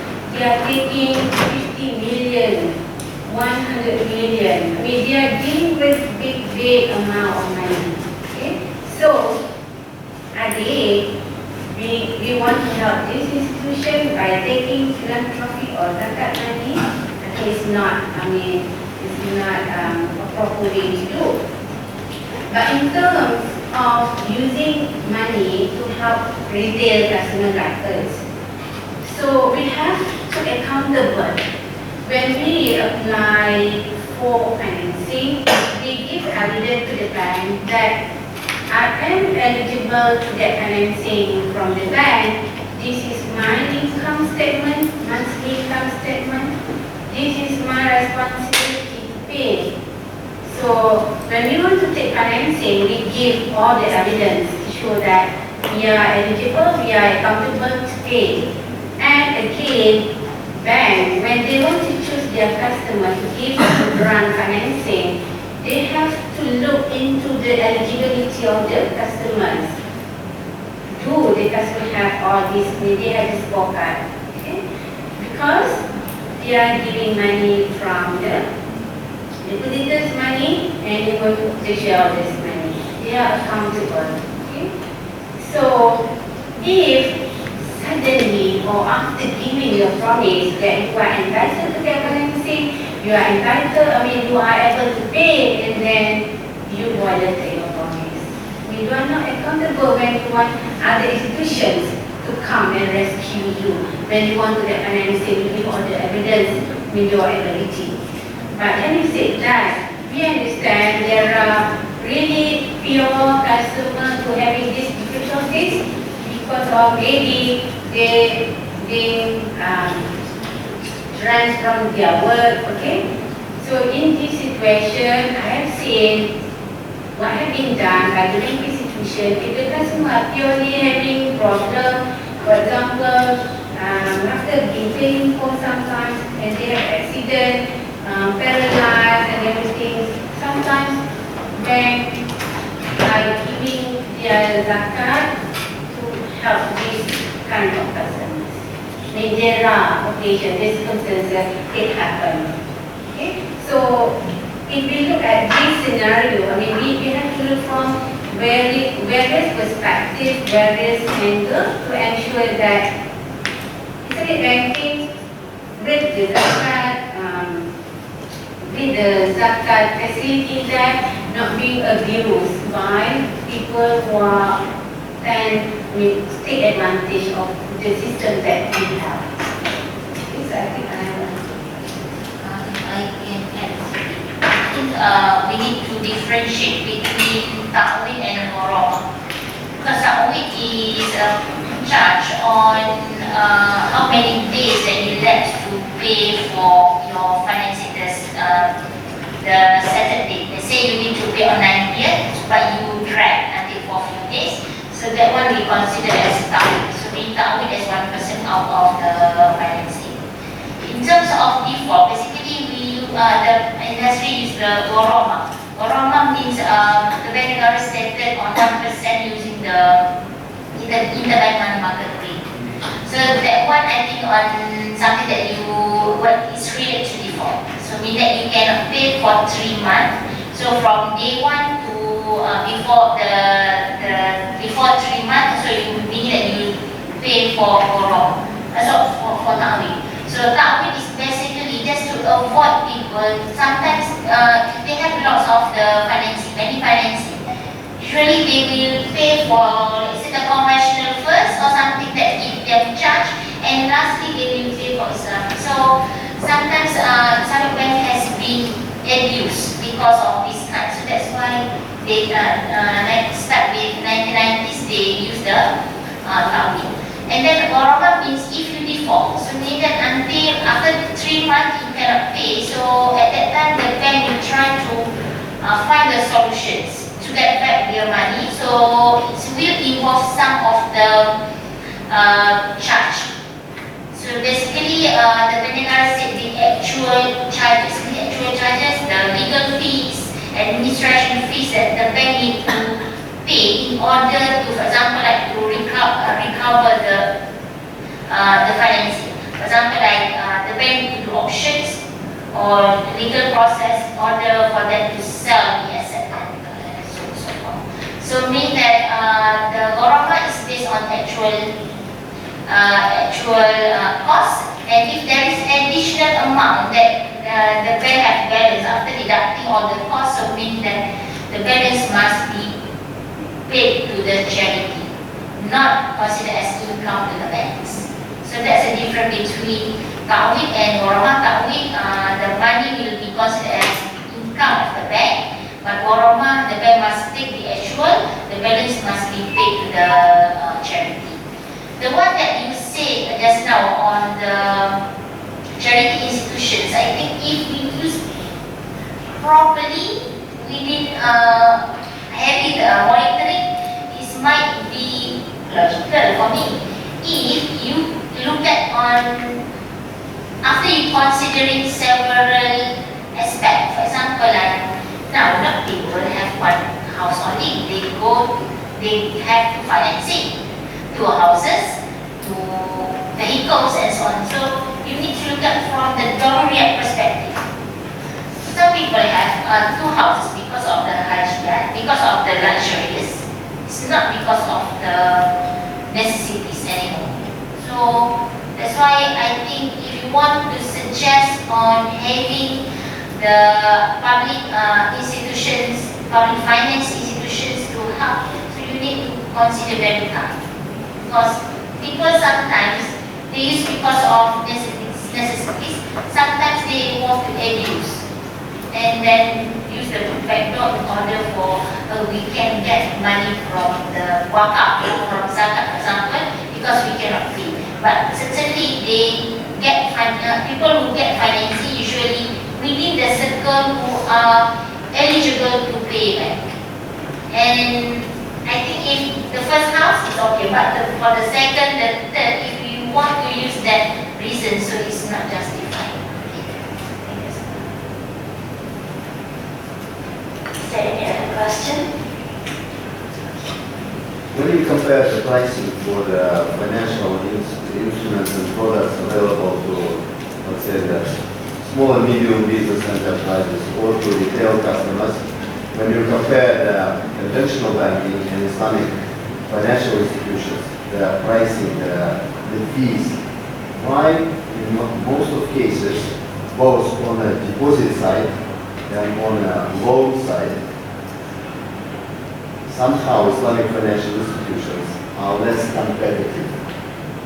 So if, for example, you start shopping around today for the highest return on your funds, and you'll be contacting Islamic banks versus conventional banks, somehow you will find, even within the same institutions, like, for example, HSBC, Amana and conventional, you'll find that conventional and somehow also the bankers there are more flexible to accommodate the client's needs. Somehow Islamic financial institutions are less accommodating and less competitive on rates. And currently, you know, the margins, the markets are very tight, margins are getting lower. So all the business people and whoever is, you know, into this are looking to maximize their profitability as it has always been, but these days it's getting very tight. And somehow, can you kindly explain, please? Thank you very much. Thank you for that question. So I have to confirm that the capital of Islamic banking is lower compared to conventional banking. So in Malaysia, so the charge of the banking is based on the DFR. Okay? Meaning how much capital that you have will reflect to how much you will charge the customers. And Islamic banking in Malaysia, so for example, Bank Islam, it being there since 1983, but the capital and also the deposits that they have not big as much as Maybank, for example. So Maybank in the operations for a long time. Maybank received deposits from various institutions whereby Islamic Bank, there are limitations of accepting deposits. For example, like I mentioned earlier, if Genting want to put their money with Bank Islam or Carlsberg want to put them, it reflects. So that's the challenge of the Islamic banking as a whole, because they are using depositors' money, so less depositors put their money, then the higher they will charge. Following this reasoning, and considering all the invalid items and whatever being fully Sharia compliant, and particularly when the Sharia advisory committees does their role, being this in mind, then why they put themselves in the box, while we know that the funds which the small and medium Islamic businesses have, they are also enormous. And in 80% cases, Muslim business people have to do business with conventional banks. Why? Because the Islamic financial institutions are not ready to accommodate their needs, not as flexible, not as inventive, and not as venturous to go all the way. Now, bearing in mind that you mentioned the Genting and some other, whatever, the alcohol, tobacco, and all other so-called prohibited, going fully Sharia compliant. And another thing, so for example, Malaysia is another country, open market economy. A few international businesses are doing business here. Therefore, there are also so-called Islamic multinational corporations, meaning holding structure can be somewhere in Bahrain, but subsidiaries all over the world, doing cross-border business, multi-billion. Why, for example, if these people are interested, Bank Islam here is where Jalan Pinang something else is here, walking through the door, and immediately the branch manager says, oh my dear, you know, treatment is always local business versus non-local, international business. Where in fact we already know that money doesn't have any religion. Money doesn't have religion in the end.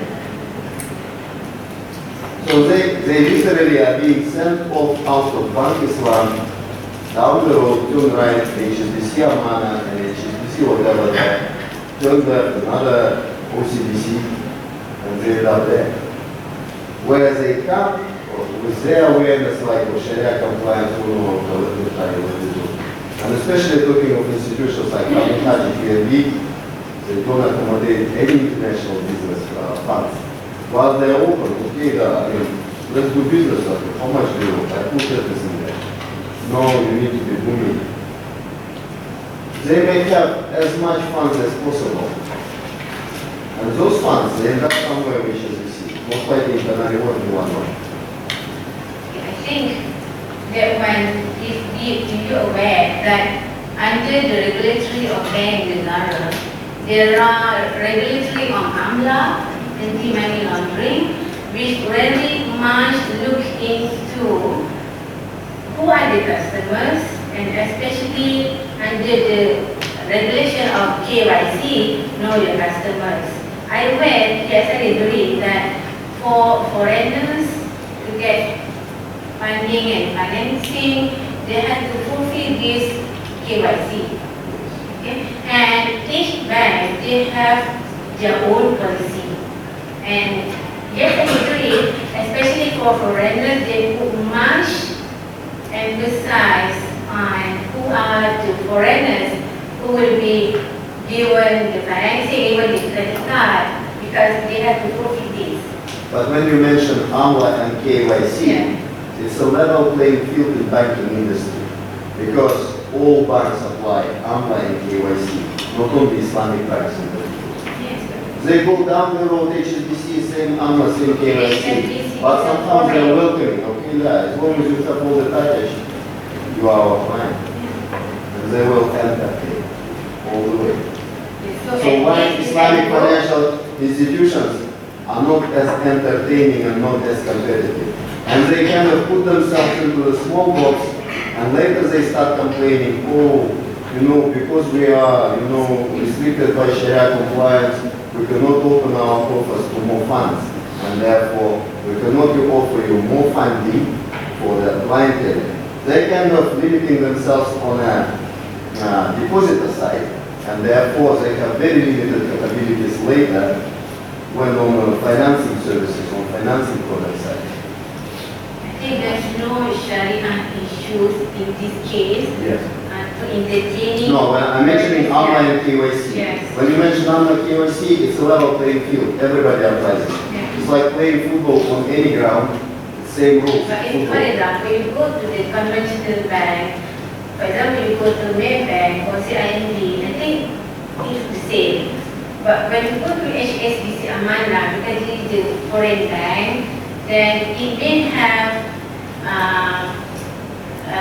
more flexible guidelines. Yeah, of course, they will be less asking you questions in terms of the source of your funding from Sharia compliance perspective. It's another maybe 2-3 pages on the AMLA and KYC package. But eventually, if those people, and we are talking about people who are coming from, let's say, somewhere GCC countries, in most of cases they are quite, Sharia compliance aware. So if somehow they reach the shores of Malaysia, being multi-billion all over the world, the likelihood of them to comply with your Sharia compliance guidance, 99.99%. And if you find them not compliant with 0.001%, they will make it to satisfy your requirements. It's just why the IFIs are not as competitive. I would like to answer on rate, because you already mentioned on rate as now in challenges. The one that if we are in the subsidiary of the conventional bank is that because in terms of the cost of capital, if we just put aside on the deposit, let's say if you want to borrow from the parent company, so they will put some of the charges also on the cost. So that's why, because in the environment of we having the subsidiaries, we have some problems in terms of to put, let's say, the competitive price. And then people look at on why Islamic put high charge, because they do not look at the back side of the cost. For example, the cost of the staffing might be similar, and about the cost of capital that we need to pay the conventional one. And then because we also leverage some of their service. So that's why in some aspect there are a few banks that have low rates, high rates, and so on. And that's one is part of the reason too. Can I ask you a question? Why the cost of capital at Islamic financial institutions is high? I mean, your explanation that there is a difference between the holding structure and subsidiary, parent subsidiary, and maybe treasury cost within the multinational group. But all international banks have the same issue. So it still goes back to the same level playing field, playing by the same rules, but somehow less competitive. So for example, if you can kindly mention me, where currently you have your so-called, red carpet banking, priority banking, call it or whatever that, for those who are above $500,000 ringgit and above. Any Islamic financial institution offering savings for, let's say, more towards like, of course in Islamic finance we don't have principal guaranteed services per se, but similar to what our service at Pakistan. What is the highest interest today? And is it competitive with what conventional banks can offer? Please. Apart from, of course, 7% dividend of PNB or Tabung Haji, but this is limited to only particular group. And then my question is, why it's only limited based on nationality, but not based on a kind of Islamic, on religion? Why do they limit on nationality, but not on religion? If it's about Hajj, if it's about pilgrimage, it's kind of farce for all of us. Okay, so when we come on Tabung Haji and PNB, so we know that these institutions being established for dedicated purpose. And in Tabung Haji, for example, in the Tabung Haji Act, specifically mentioned that it's only for Malaysian Muslims. So, I mean, you want to have to make Tabung Haji, then it should come from the people to change the act first. Then it should be marked. But basically the question is that the funds are available to Tabung Haji. You know how many people, as soon as Tabung Haji announced, anybody as long as Muslims and Sharia compliant and AMLA KYC compliant, welcome. There will be a queue around Tabung Haji building, many queues. People will be queuing to give money for 7% dividend. From their perspective, we see that, but because they have, Tabung Haji have its own act, so I mean that until they remain, so I mean, How about PNB? it's the same. Not for Not for foreigners, but I think some of the funds now open for non-Muslim or non-Malay under PNB. I think there are 3 or 4 funds now open for all. What is the return on funds open to normal age? So it's quite new. I think it's already been introduced last 3 years. So basically it's not still at par with the established one. But now I think the government opened the participation from us also. So still the question why the rates are not competitive is still there. In terms of Tabung Haji or because No, in terms of, okay, in general, Islamic financial institutions in general. On deposit side and on finance side. the one that I think normally because I normally also we have the investment account. So that one I think is quite competitive. If you go to the website, they introduce like the return based, risk and return based on what kind of investors you are. I think they try to come up with that investment account also. But in terms of the rates, as I said, because it's very competitive even for the small one to compete with the large one, especially for subsidiary, and we are in industry talk is about 25. Thank you very much.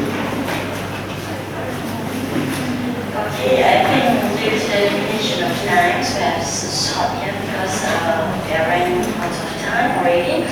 So thank you very much for the speakers. For those who have any question in your mind, you want to have more inquiries, you can contact us via our email. We can also consult our speakers to provide you elaboration or explanations. But I believe that all the information given by the speakers today is very useful and helpful for us. It's very insightful comments